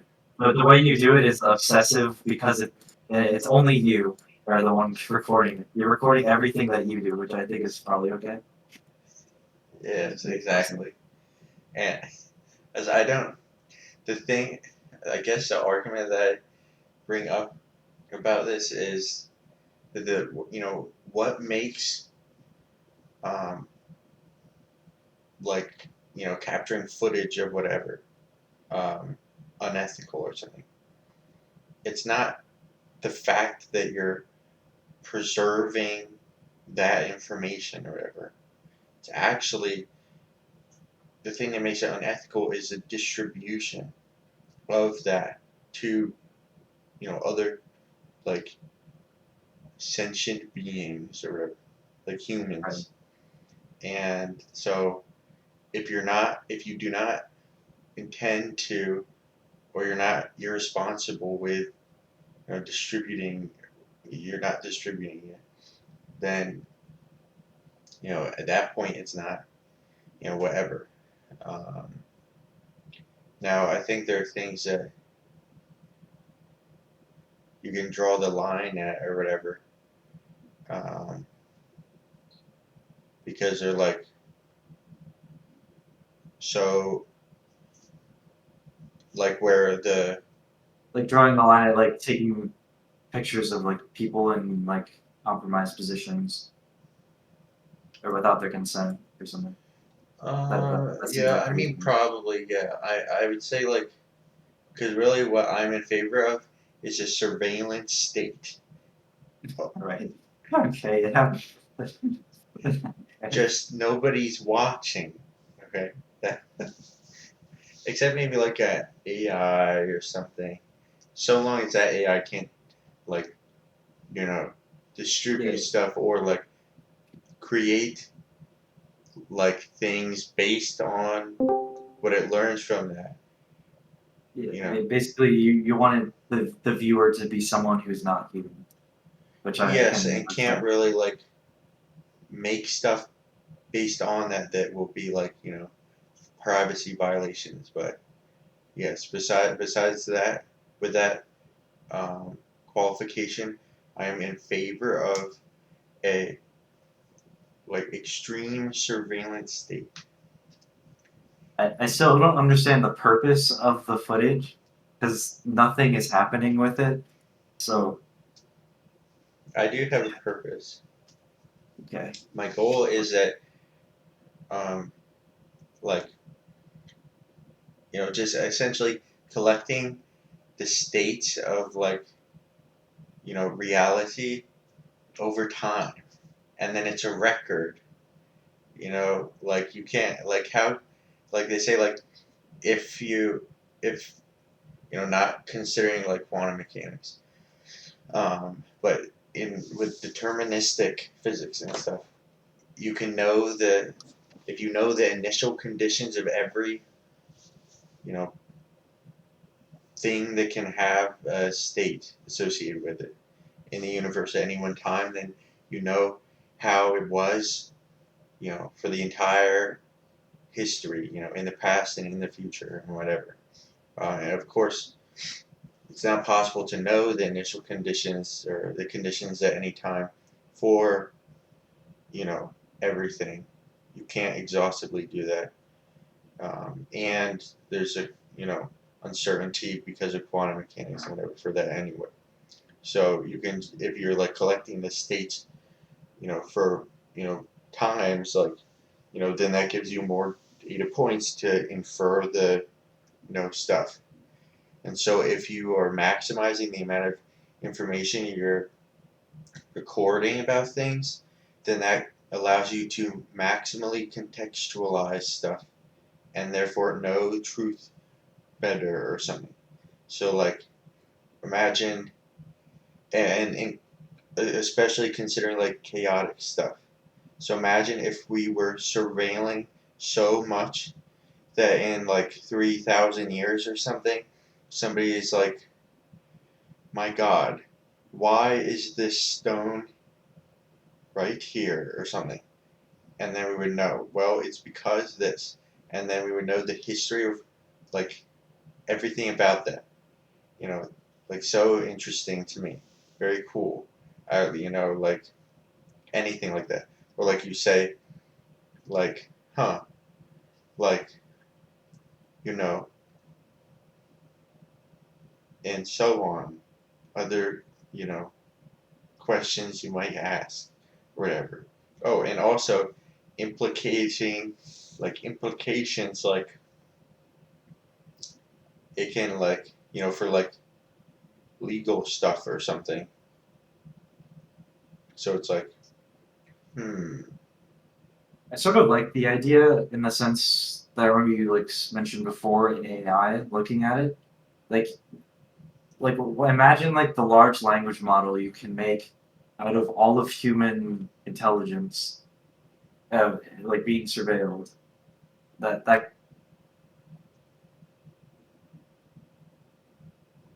be an compile all the sciences, all the arts, all the whatevers, and to like a thing and like be documented. That could be interesting. Yeah, If someone could somehow code that. that's what my interest in it is, stuff like that, and like for contextualizing people even. Like I imagine someday like we'll be able to learn like, or I guess I'm thinking about it too in terms of like the equivalent, the like far future equivalent of reading somebody's Wikipedia page. And that might be Someone's like like, obituary could like be made automatically after they die. Like everything well, they I'm didn't even know. imagining it could be like a holodeck from Star Trek, so you can like spawn in like the long deceased person or whatever, and like talk to them and interact with them. Oh, like the Avatar states or the Avatar things. Yes. And I do not know what you mean, so I just lied when I said yes. Yeah, it's the times like at the end of the series where Aang was like getting in his like whatever position to like meditate, and then he would talk to his past lives. Okay, yes, now I do remember that, yes. Uh, oh, yes. I forgot that the Avatar is like reincarnated like that. Hmm. But yeah, so I do mean like that. Um, but so like that's would be like that's something humanity has already envisioned could happen someday. So it's like you know a large part of what I'm thinking about with the surveillance stuff is being able to make the most accurate possible depiction of somebody in that sense. Um, so like, and especially seeing things like with figures like Elon and stuff that I'm invested in. They're like what they might do and what they have done, and how the perception of them can impact what they may end up doing, and how they're viewed like in a long time. Like the context of shit, matters in that sense. Um, so I do see like value in that kind of thing. I think the truth of that kind of thing matters, and that's why I'm not going to be prejudiced against individuals and stuff. And why I think that we should be spying all the time on everyone, but not noticing that we're spying on them even. Oh, I know. I thought like, what would if like how like God or Santa is always watching. Right, yeah. So like that. That's Have what I'm saying. omnipotence, yeah. Like I want to become omniscient. Like I think humanity should become omniscient. Like that's why I have a God complex partly. I guess that sort of makes sense. That to wanting to have all knowledge, Thank you. I think is basically what you're talking about as like being a god. Yeah, because it's so powerful. Because then you can just do interesting stuff, and then remove all conflict also. Because if all humans understand each other, then there's literally no reason for conflict to exist. Unless you like, the only way it could is based on differences in ethical paradigms. At which point, then I'm like, if there's a group of humans who say, okay, it is my personal, I understand everyone else or something, and have like, Well, you could probably pause actually, because if everyone has all knowledge, they should all know what the most correct answer is. Well, that's what I'm saying. But it's still so there shouldn't be any confusion. there wouldn't be confusion, but people can still have different ethics. I guess. That's the only I thing guess that's that kind of true. can be different. Like, so what I mean is, like, despite the consent, like everybody understanding the implications of everything and whatever, you could still have individuals that have different morals. So, like, like being egalitarian or utilitarian or things aren't just intrinsic whatevers. Like, you might have people that are actually just egoists despite knowing all these things. Like, they just might not care about how does stuff affect the future. Like, personally, I don't think, I think humans are mortal. Humanity has a capacity to live essentially indefinitely, as far as we know. And therefore, individual lives or lives today are not that they don't matter, but it's humanity, itself that really matters, things like that. And so therefore, like, progress is more important than anything else and these stuff. Somebody else, so me personally, it doesn't matter at all how much, how much I like feel great or something. But somebody else might be like, still knowing everything else and understanding everything. They still will just feel, I matter to myself the most, So, and that, it's not based on logic that I feel. I mean, I guess it is informed by logic, but you're not really entitled. You're entitled. Well, yeah. There's no privileged ethical framing. So yeah. So that's the only way that I think those kind of things would happen. But even despite that, I think that wouldn't really be a problem because you would just say, oh look, 0.5% of humanity says we hate all Jews and we will only be happy if they're dead, despite like all problems are solved otherwise for everyone. Then the rest of humanity can say, okay, we'll just ignore you or something.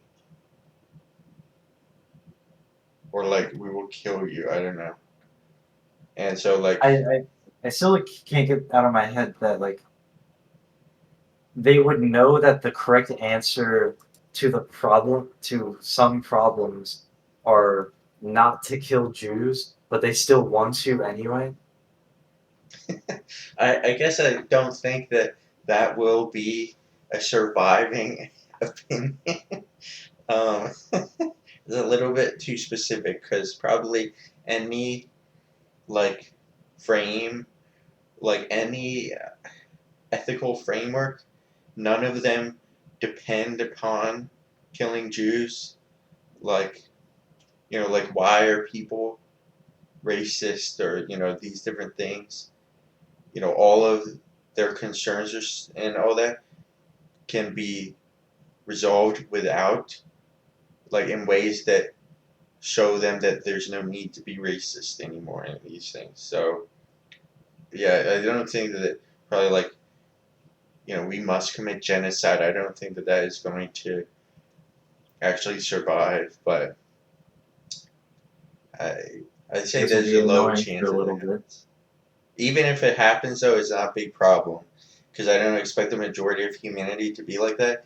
And even if it is the case, is somehow everybody becoming enlightened to the omniscient extent of God, if somehow that results in the majority of humanity having the perspective that all Jews must die, then So you're saying God wills it?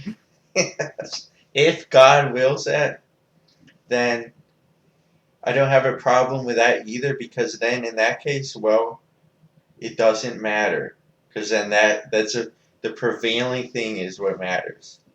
So, and how better can you get than literally everyone is omniscient and like can read each I other's guess mind. if Jews have to die, then I guess. Yes. If it's God's will, then like I can't. There literally is, by definition, no problem with it, and it is the most correct answer. I can't argue with it, I guess. I guess that's why some people do feel justified that all Jews must die, even if personally they wouldn't believe in like genocide otherwise. It actually makes a lot of sense. This is a weird conversation for Corey to just be sitting here for like 20 minutes. Saying nothing. What is there to say? That's true. Thank you.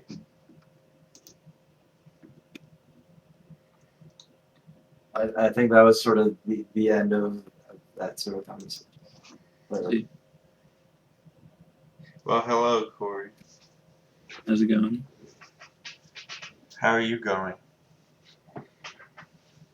You know, we don't know, I guess. Oh. Alex fixed your computer.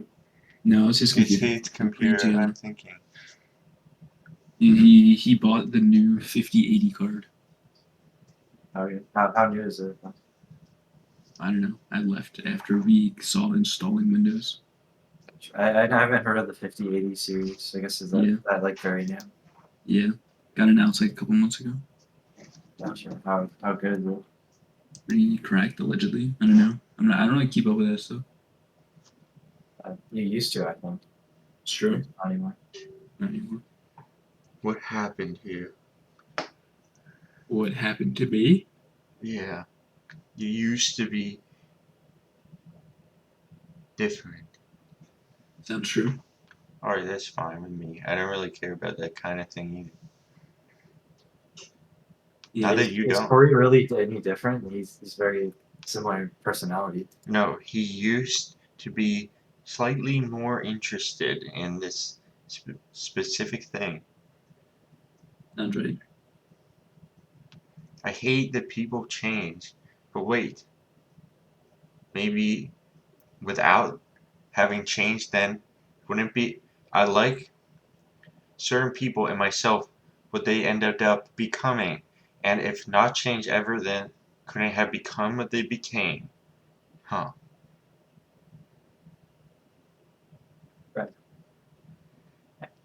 I guess. Yes. Are you on your computer, Corby? I am. Does he sound normal or different? He's definitely sick, probably. Like your just tired. sinuses. Oh. Yeah. That's fine with me. You're like talking like very nasally right now. I could also still be recovering. I don't know. I feel like I've been sick for eternity. I only recently recovered, and it was so long that it was so gradual that one day I realized, like, I didn't even notice that I got better. Yeah. Pretty tough. It's like slowly getting better for me. I don't have the cough anymore, but my ears are very mucusy or whatever. Why did we all get sick with something similar without being in contact at the point of infection? I don't know. I gotta ask. Like all of society has been sick or something. I don't know. Is it an epidemic if it's not having like long-term effects such as chronic effects or death? I don't know. You'll just look up the definition of epidemic. It probably just says like so many guys.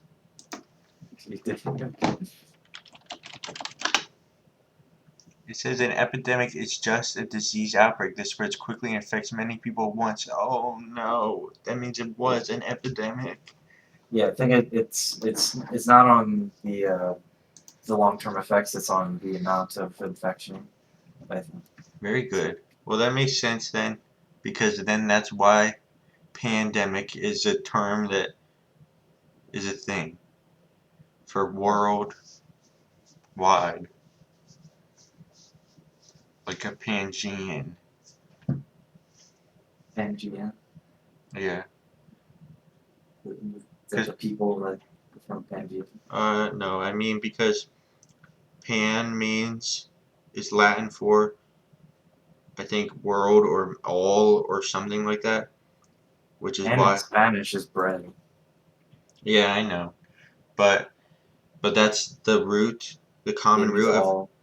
Okay, yes. So for Pangea and for pandemic, because it's an epidemic that affects all of humanity, and Pangea is the singular continent that encompasses all of the earth, excluding the ocean.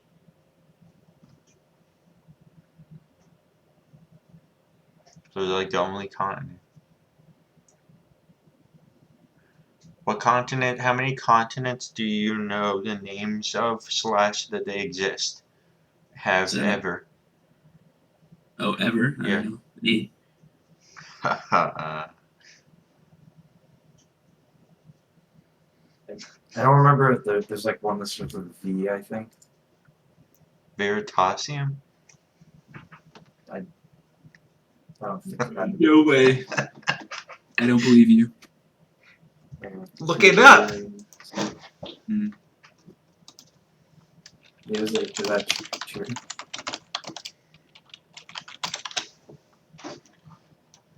Okay, yeah, Valabara was the one that I was. Oh, Valbara. Have you ever heard of Rodinia? Or Nope. Laurasia? I've heard of Laredo and Gondwana. Yes.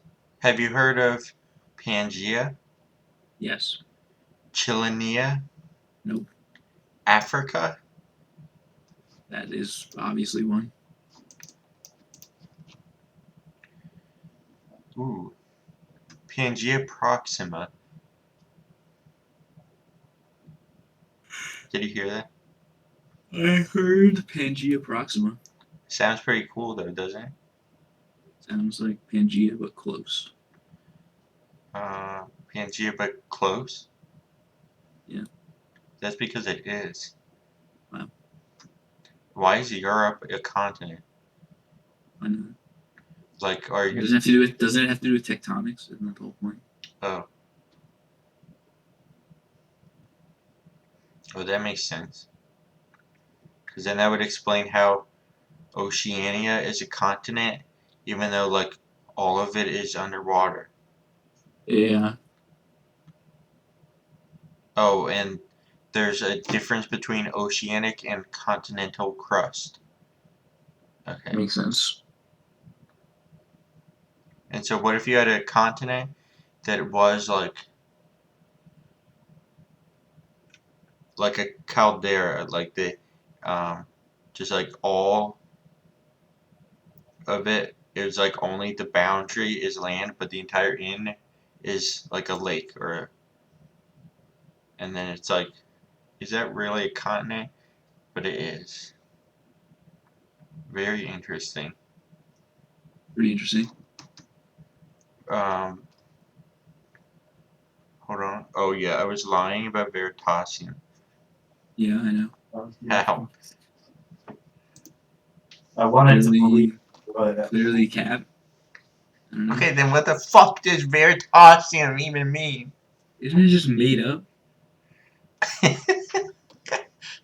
No way. Way. No. it's a combination of the Latin word veritas and the suffix ium. Yeah, Oh, it made makes up. a lot of Element sense. of truth. Exactly. Made up. Element of truth. Oh, ho, ho. Yeah, you didn't Pretty know that. That's clever. just like slogan or whatever. It is? Yes. What? He's literally advertising like his banner or whatever. So much cap. I don't believe you. That's even less believable than Veritasium is a continent. Or was. Okay. It started out in China in the early 1300s. Yeah, elements and of they truth. stumbled It's upon in his banner. Okay, prove it. I'm looking it up now. Take a screenshot.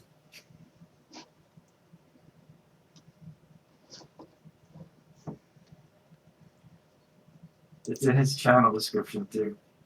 Oh, somehow I never read that. Hmm.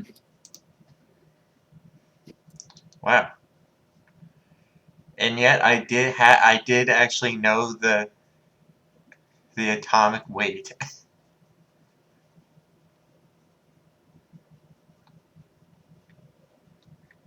Oh, 42.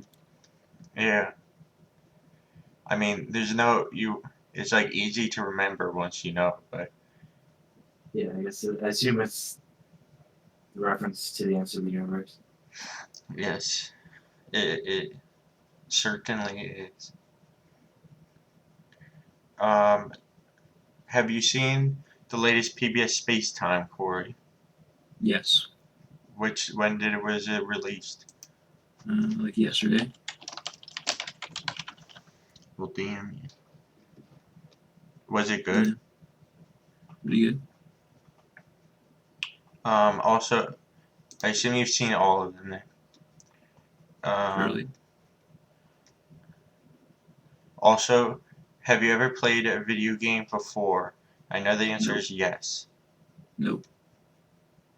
That's confounding. Yep. I got stuff to do in the morning, so probably I'm gonna go to bed. So I assume you guys are gonna probably play chess. We can play chess. Which one of us? Wait, I can play both of you in different games at the same time. Well, not right now. Maybe a different time. You had to go to bed immediately? I guess we can play a game. I guess if you want. Well, if you have to go to bed and Corey will stay up a little bit longer, then I guess you can go, and then I can spend alone time with Corey, just like I spent alone time with you or whatever. But So that sounds alright. if Corey is going to leave almost immediately also, then I would compel you to stay and play chess. So Corey, how long can you stay? I can stay for like 40 minutes. Okay.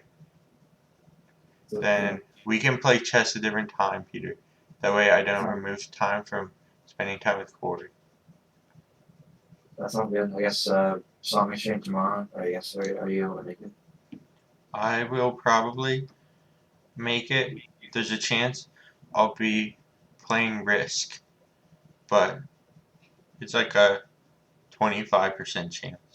So there's like a 50% chance that I'll show up, or like a 25% chance that I'll show up, because there's a 50% chance that regardless, I'm screwing around. Gotcha. Okay. But I did pick out songs. I don't know if I should like pick songs for you. You're gonna be there for my songs, so that was so. Oh, okay. Well, I'll let you know by 5. Okay, sounds good. You guys have a good night then. I'll see you tomorrow. Thank you. Hey, Good night. where's my mouse? Okay, hello.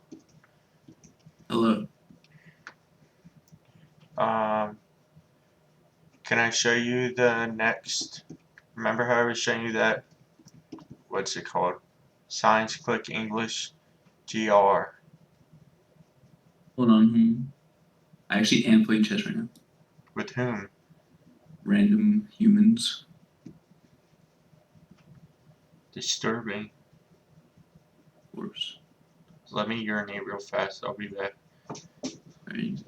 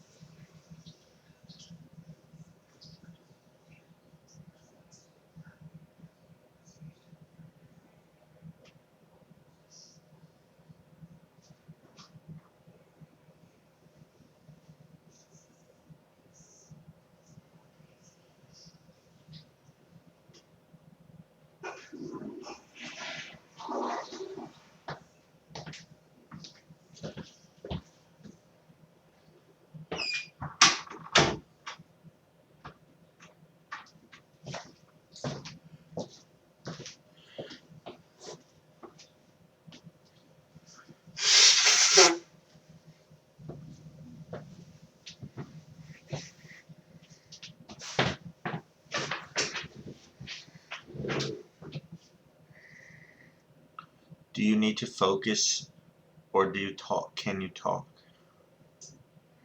I can talk in a little bit here. Man.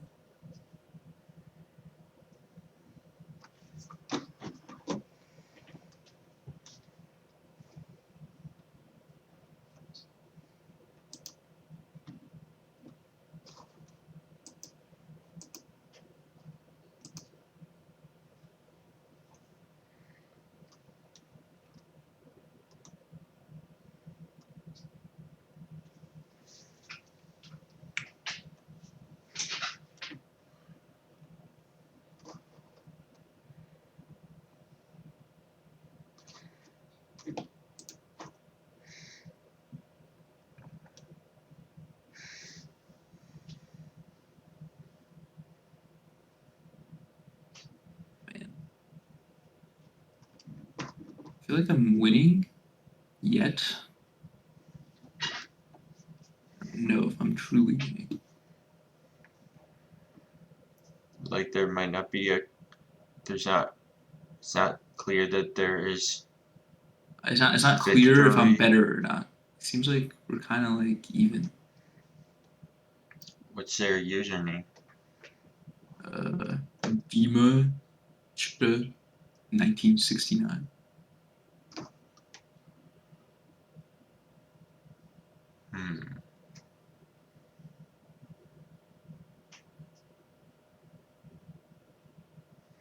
What's the second word?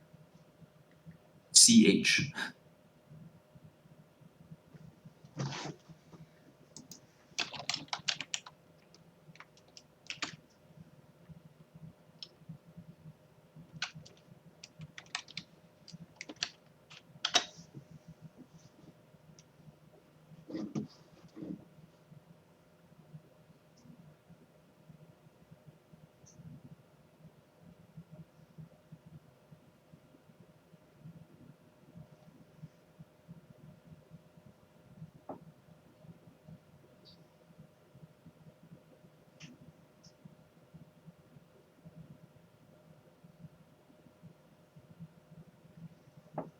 You consistently have ELO beneath 1600.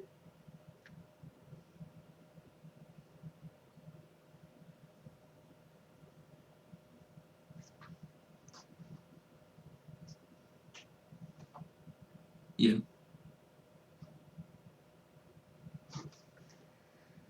They use Chess and something called Chess Monitor, but not chess.com.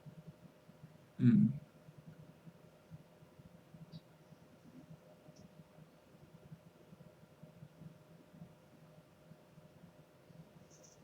They appear to use Von Kruge's opening. I like to use that one too. I don't know anything about openings. That's the only opening I know. Nice. It's also known as the Yeah, trolling opening. I see.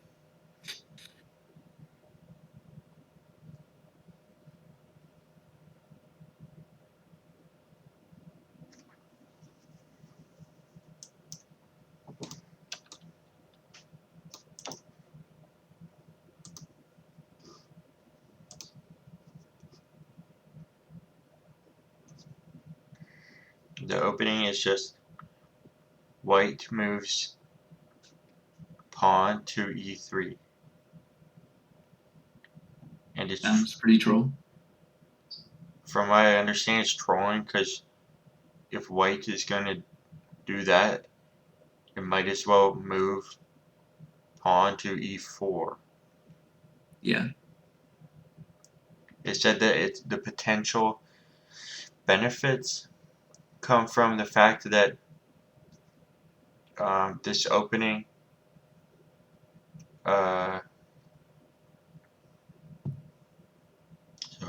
this opening allows you to, like, based on black's response, convert to like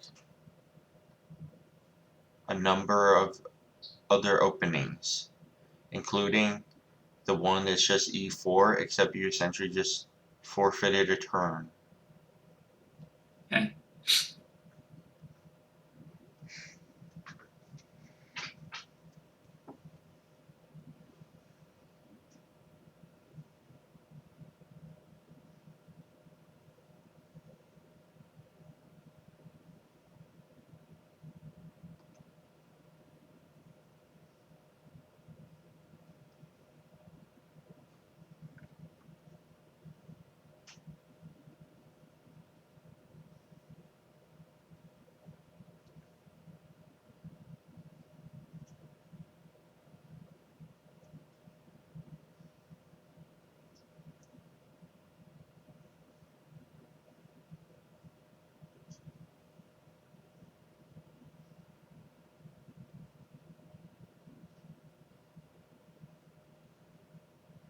All right, I'm up a rook in an endgame. Surely I cannot lose. I think he mouse slipped at one point, and then.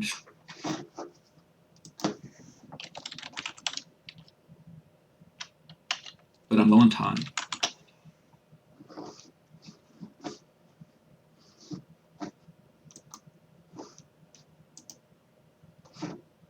I don't understand that at all. Now this guy's trolling. What is his plan?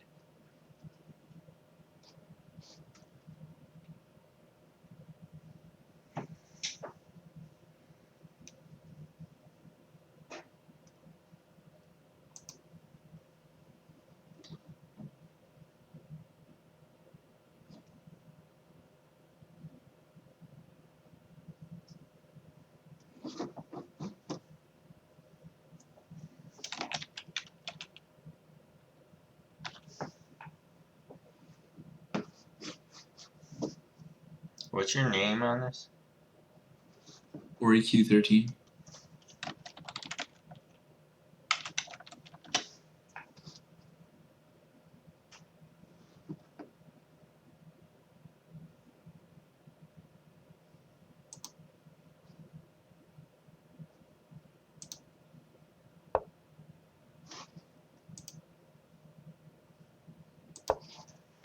I have become a spectator.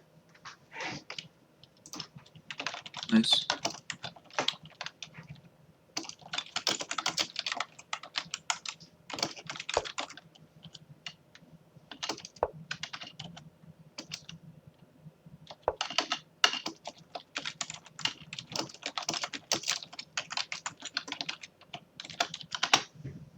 Easy. But can my comment be seen? Alright, how do I Can my challenge chat you? be seen? Play a friend. Perfect. I didn't see it, but it probably could be seen. What time control do you do?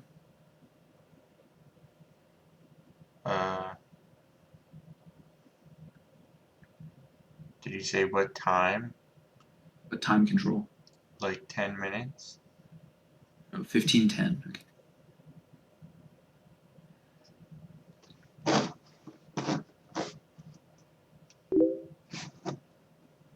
Do you receive my invite? Oh, perfect. Yes.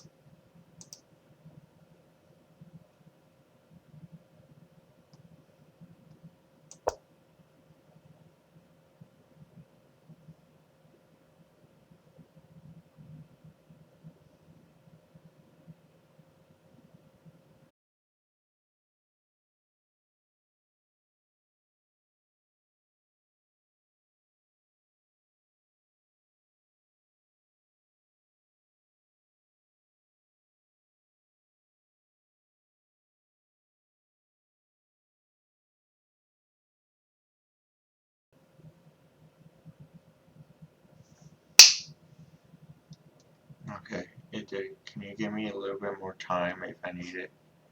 Yeah. We're not anywhere close to time trouble. So. Okay.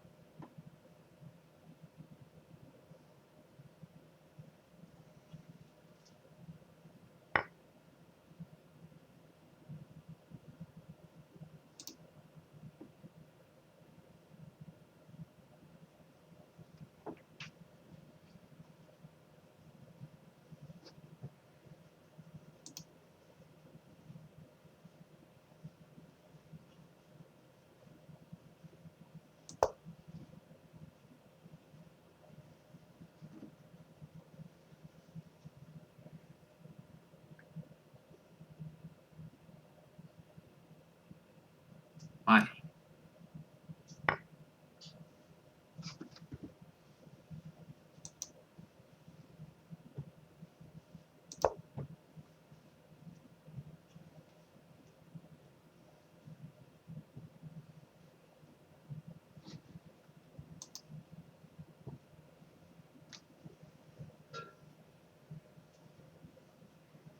Did you say finally because I did something?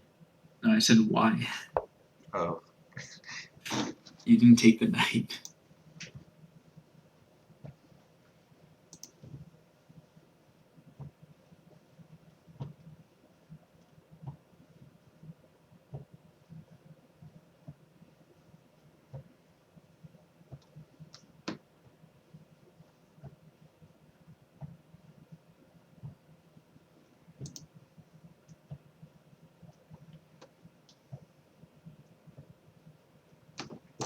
Tough call.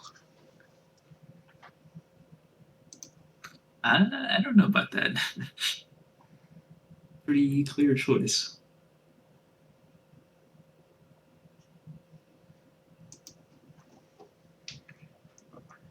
Well, I suppose.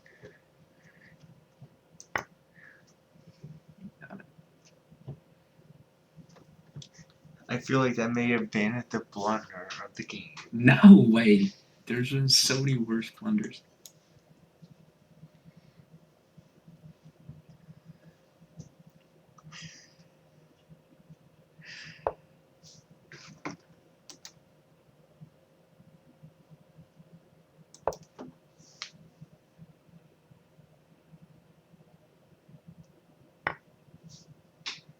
Okay, I was not expecting that. Interesting.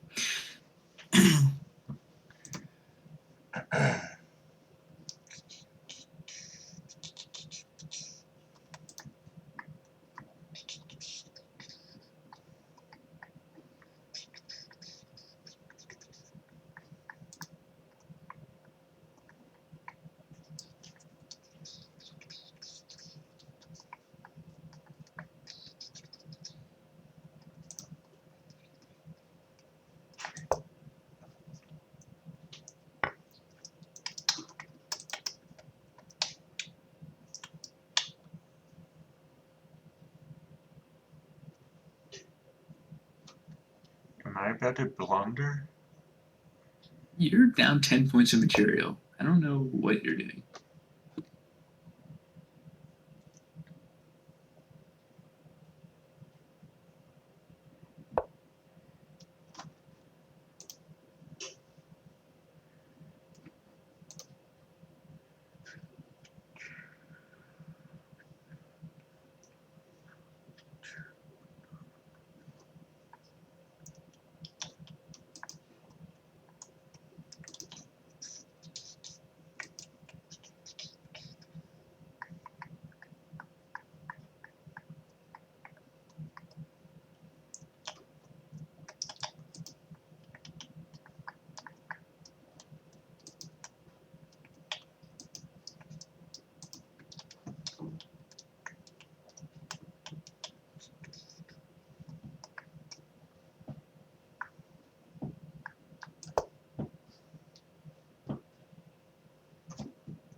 Oh, damn it. Bro. Oh my god. It was a valiant effort, if you remembered about that.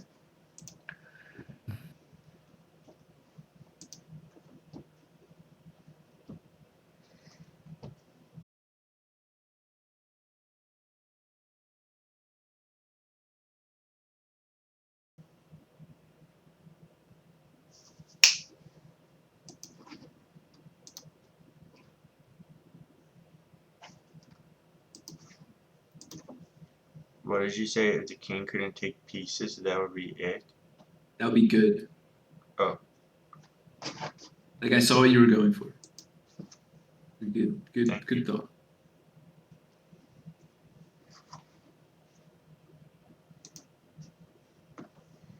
I was actually said, where's my fucking rook? Captured.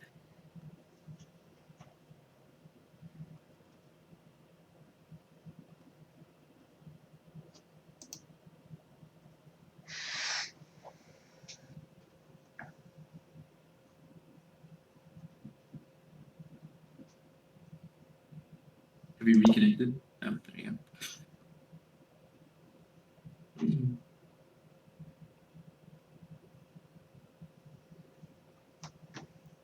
Oh no. Very tough.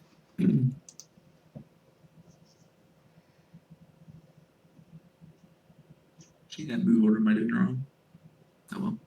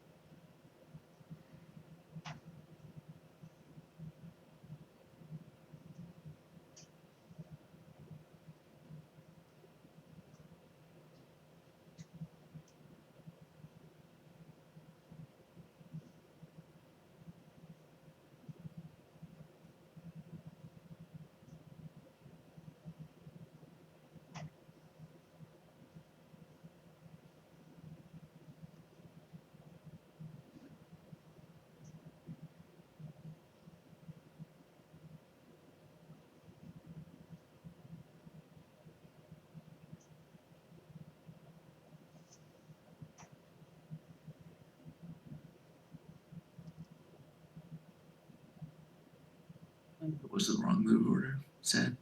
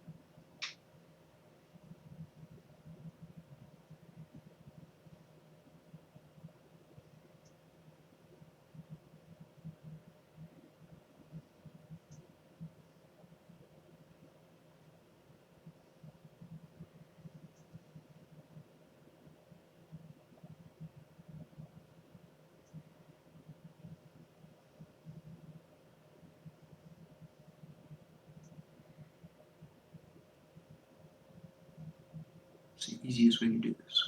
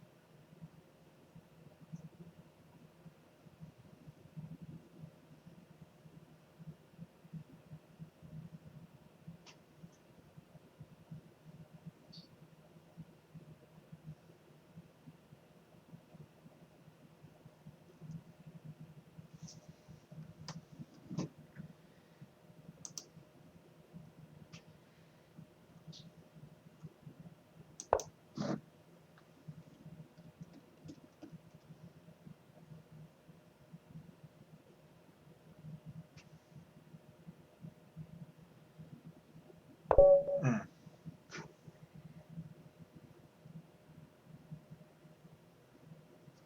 The end. I'll do one more, then I'm going to bed. Okay.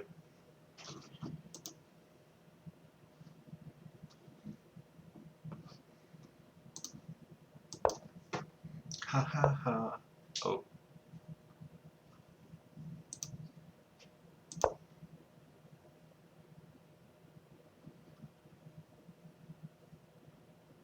Pretty interesting. Do this.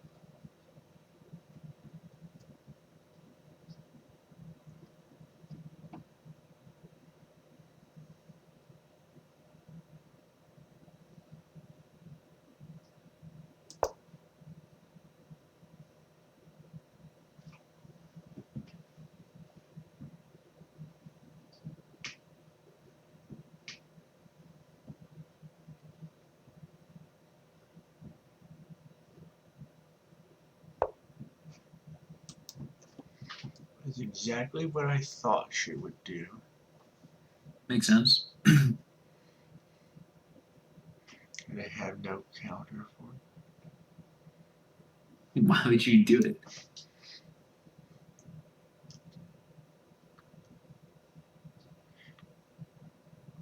Curiosity and the fact that I forgot that I had done it in the past, while somehow also knowing. Oh, man.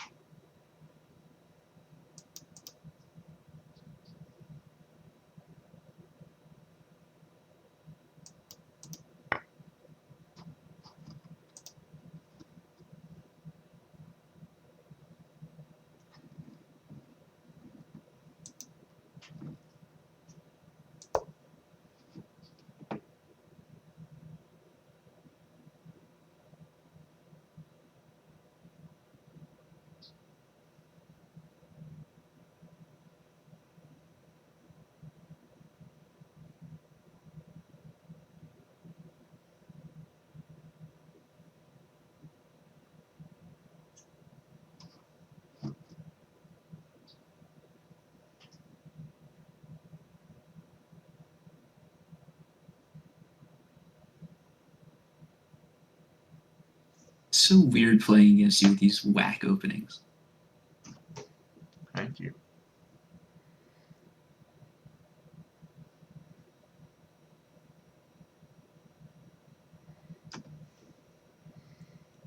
Didn't Dan send a video or something recently that said what playing chess with Logan feels like? I can't remember what it was. No, that was me. That was me. It was you. It was like chess, but you can't take any pieces. Oh. Or no, it was chess, but Oh, he was no, trying. he was trying to lose his pieces, and the opponent refused to take them. All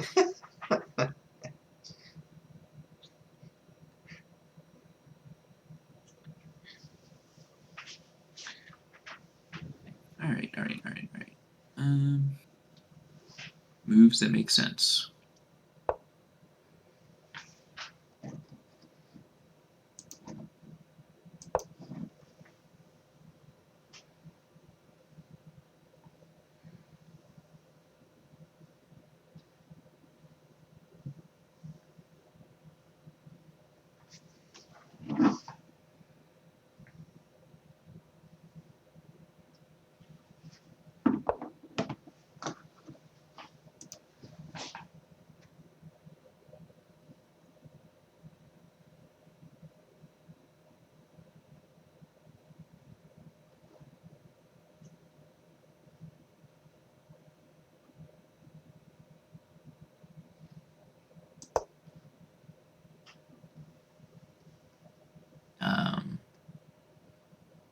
interesting.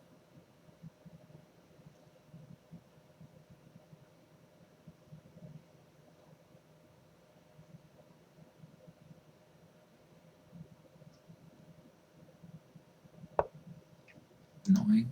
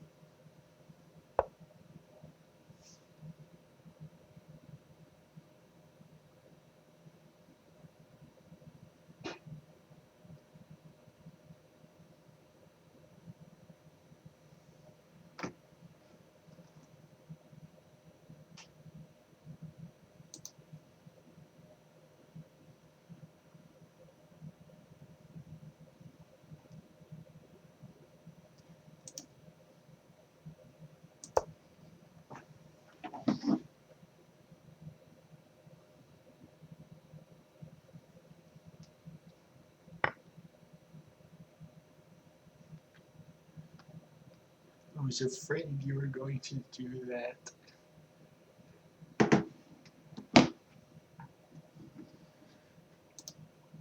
This is so weird. I feel like you actually somehow got a good position, but maybe not. I don't know. Until there, I think that was a troll.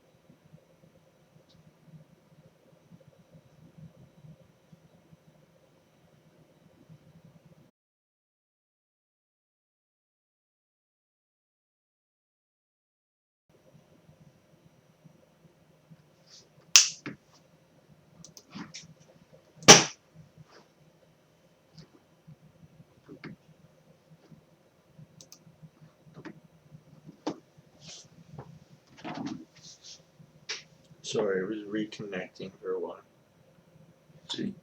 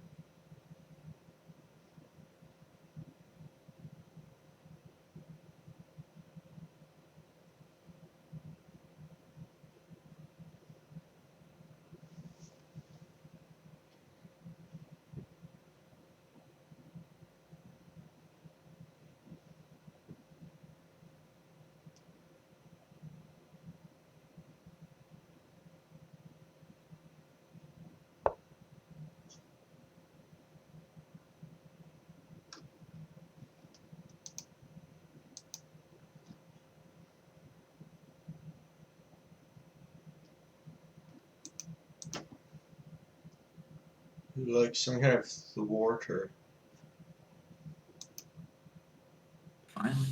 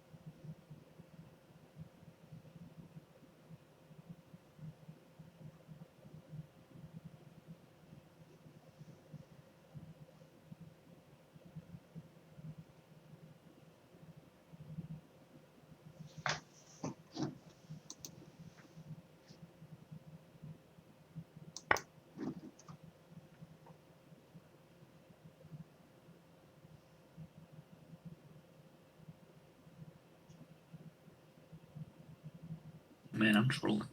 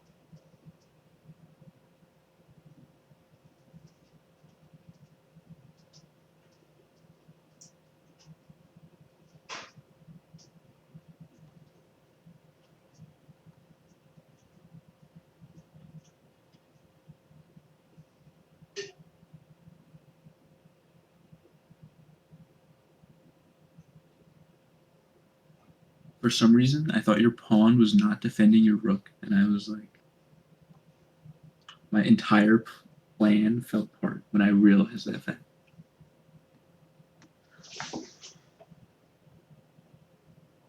See, it's like when I forgot kings can take stuff. Yeah.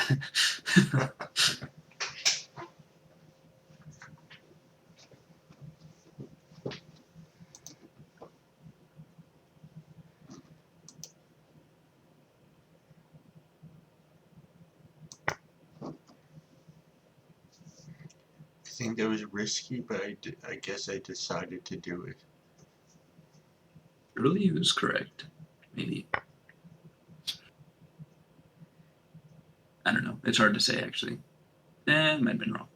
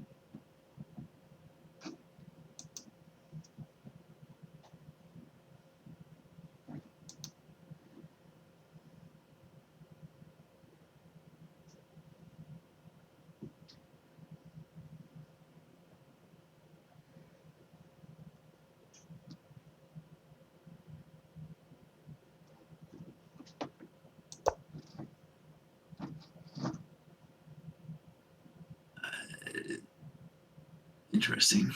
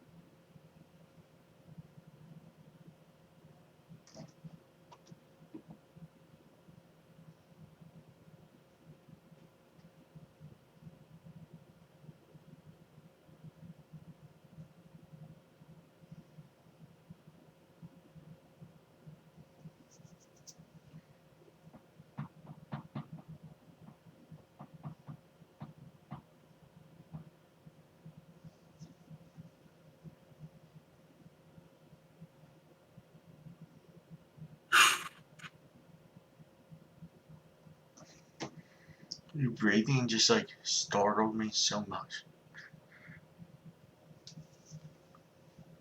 Thinking if I'm tripping or not. What about something tripping or not? I'm thinking if I'm tripping or not. Oh, Whatever. I'll just do this. Play it safe.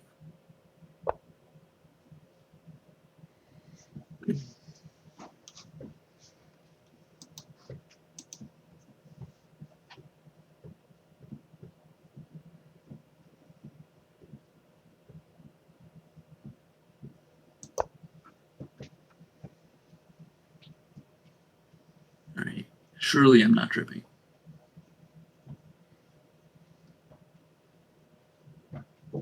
start walking. Okay.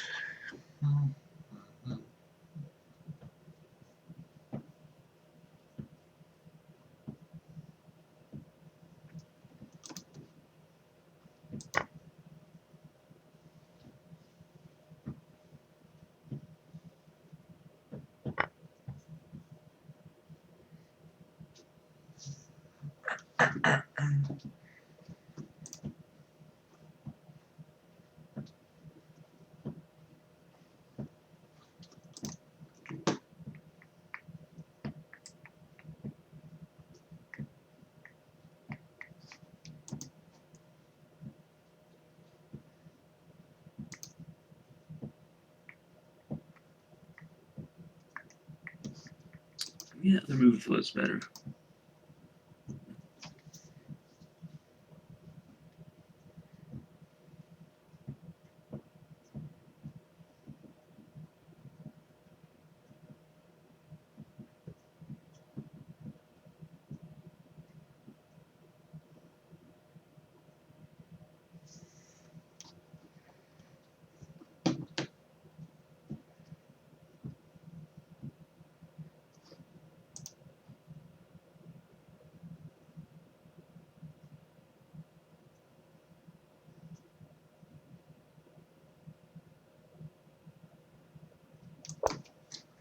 It seems solvable, but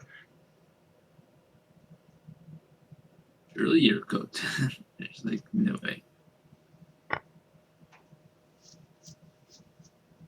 Hey, that's. Oh.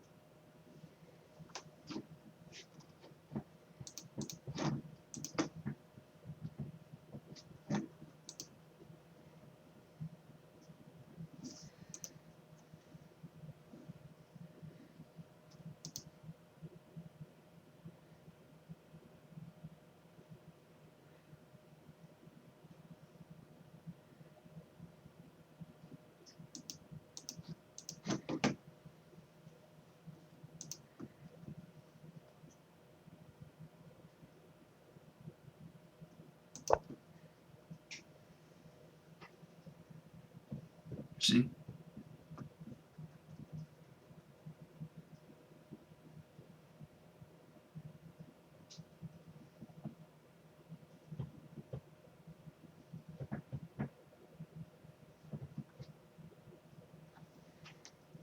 Wait, where did my queen go?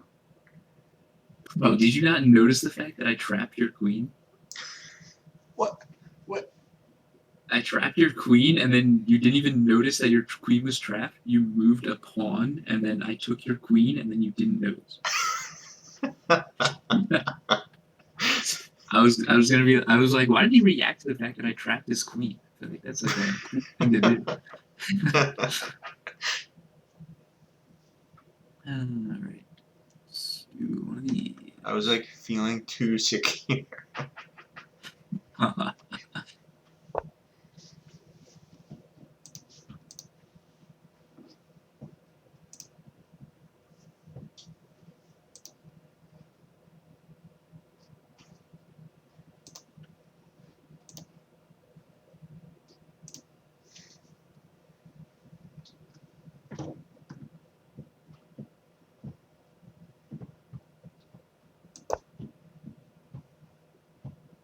Pretty interesting.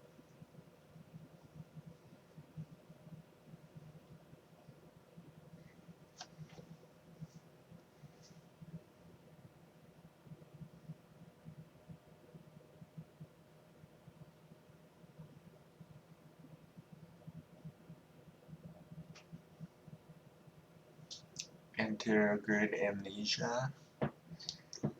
Would it make sense to say in this context right now? So,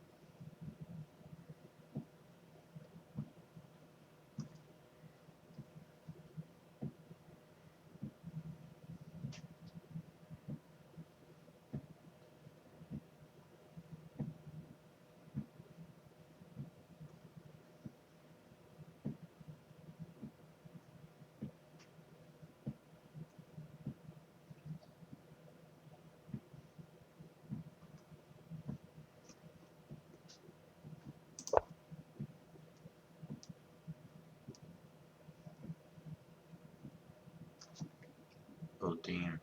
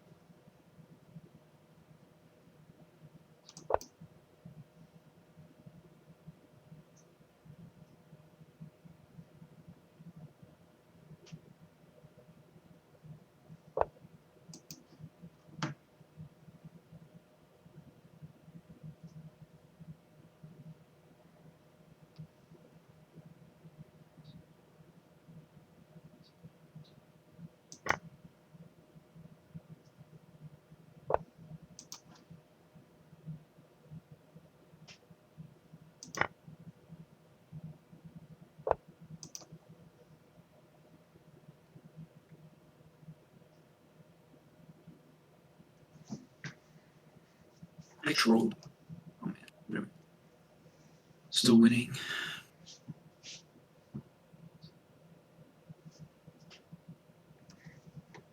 Can you give me some things?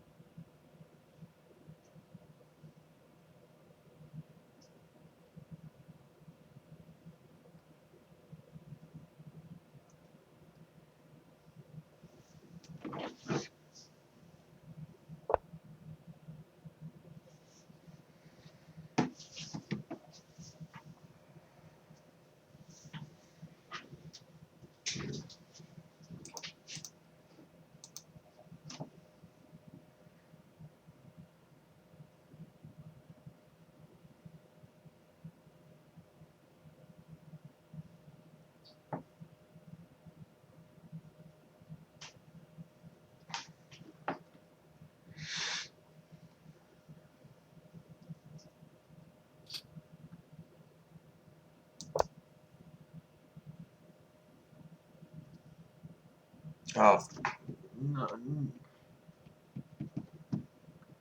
that's not what I wanted to happen. Oh no.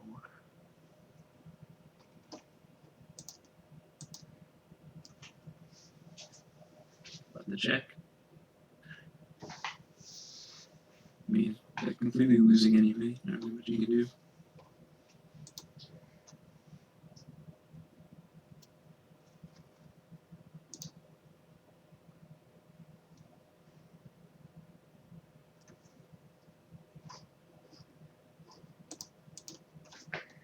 I could deliberately win. Do it.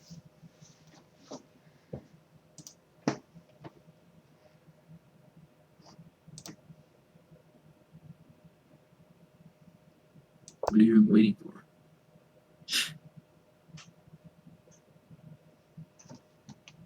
Oh no.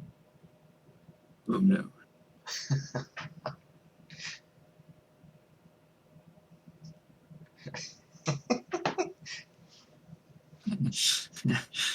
There's like, it's like over. Oh, I can still lose this thing. Oh yeah.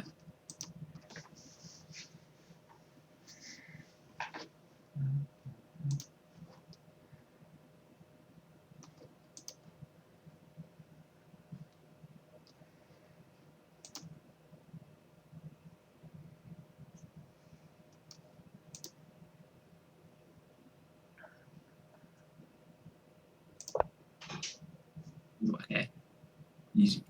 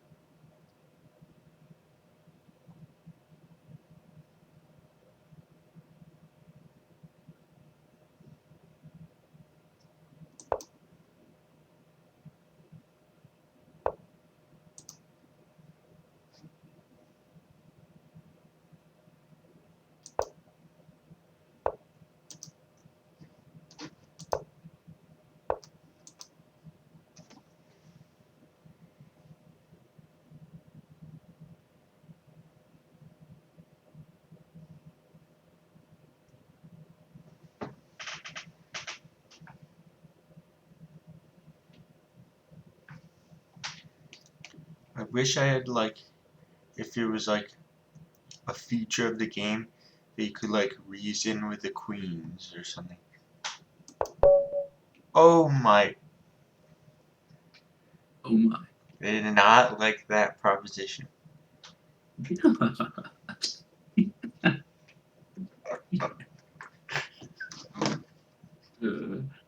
Right. Uh, tomorrow you'll be here for song exchange. Yeah. If I'm available for song exchange, then I may also be available to appear early. If you're also available, do you want to? Yeah. I do. I don't know. I do. I want to accomplish some things tomorrow that are productive. So we'll see how that goes. But What are those called? I have to go to the grocery store for sure, or else I'll have zero food available to me. Clean up a little bit, and I want to work my resume. What do you need to do to your resume? Make it canon. Like update it? Yeah, and just like I don't know, make it real for a person who has a job and not someone who's in college. Oh, I see. Did you know about how, um,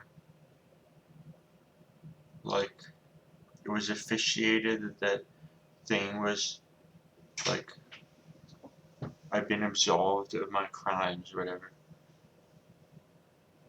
What? The notation of suspension was removed from my transcript. Oh yeah, finally.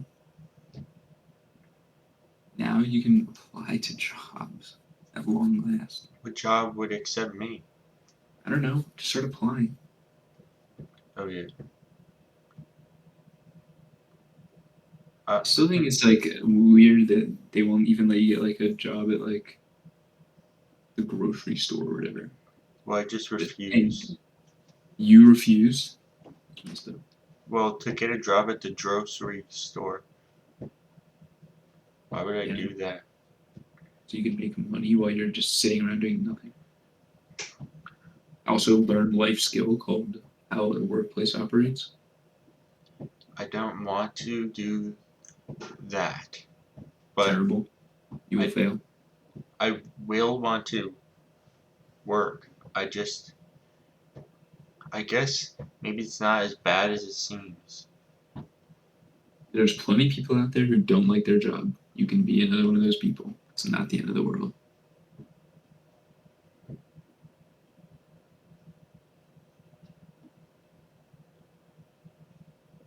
Did you like all your jobs?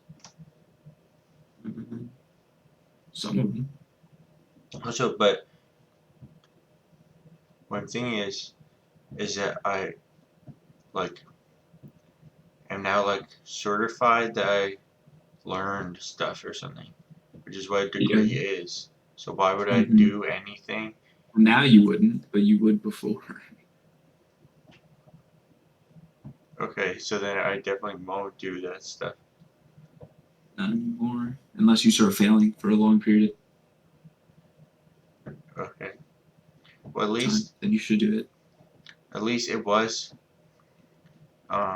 productive for, like, obviously it wasn't productive for like learning the life skills and making money of these things, but it was productive for, I guess, the less important but still important to me parts of, like, first of all, like managing my OCD. Like, that has improved drastically since a year and a half or a year and 3/4 or whatever, and so has also my like rate of learning too.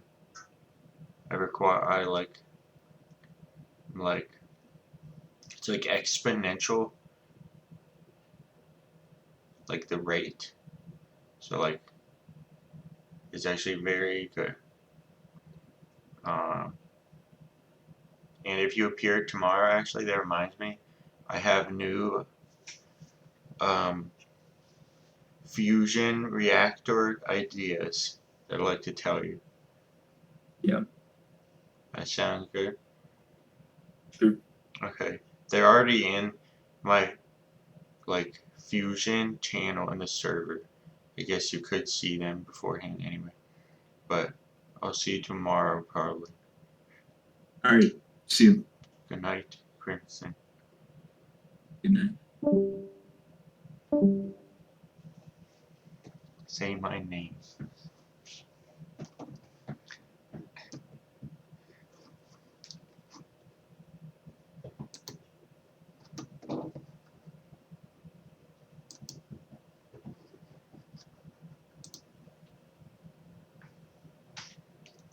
I wish I had like, if it was like a feature of the game, it was like, I wish I had like, if it was like a feature of the game that you could like reason with the queens or something.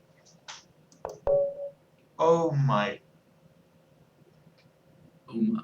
they did not like that proposition.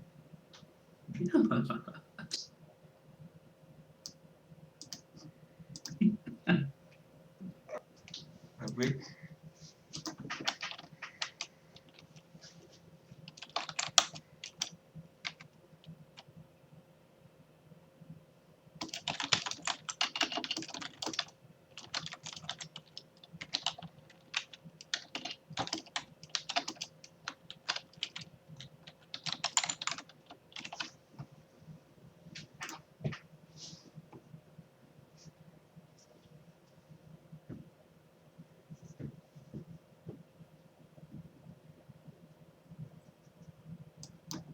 I wish I had like, if it was like a feature of the game that you could like reason with the queens or something.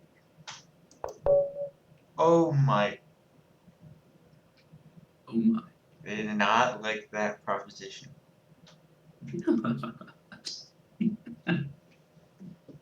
I wish I might make a wish to something night.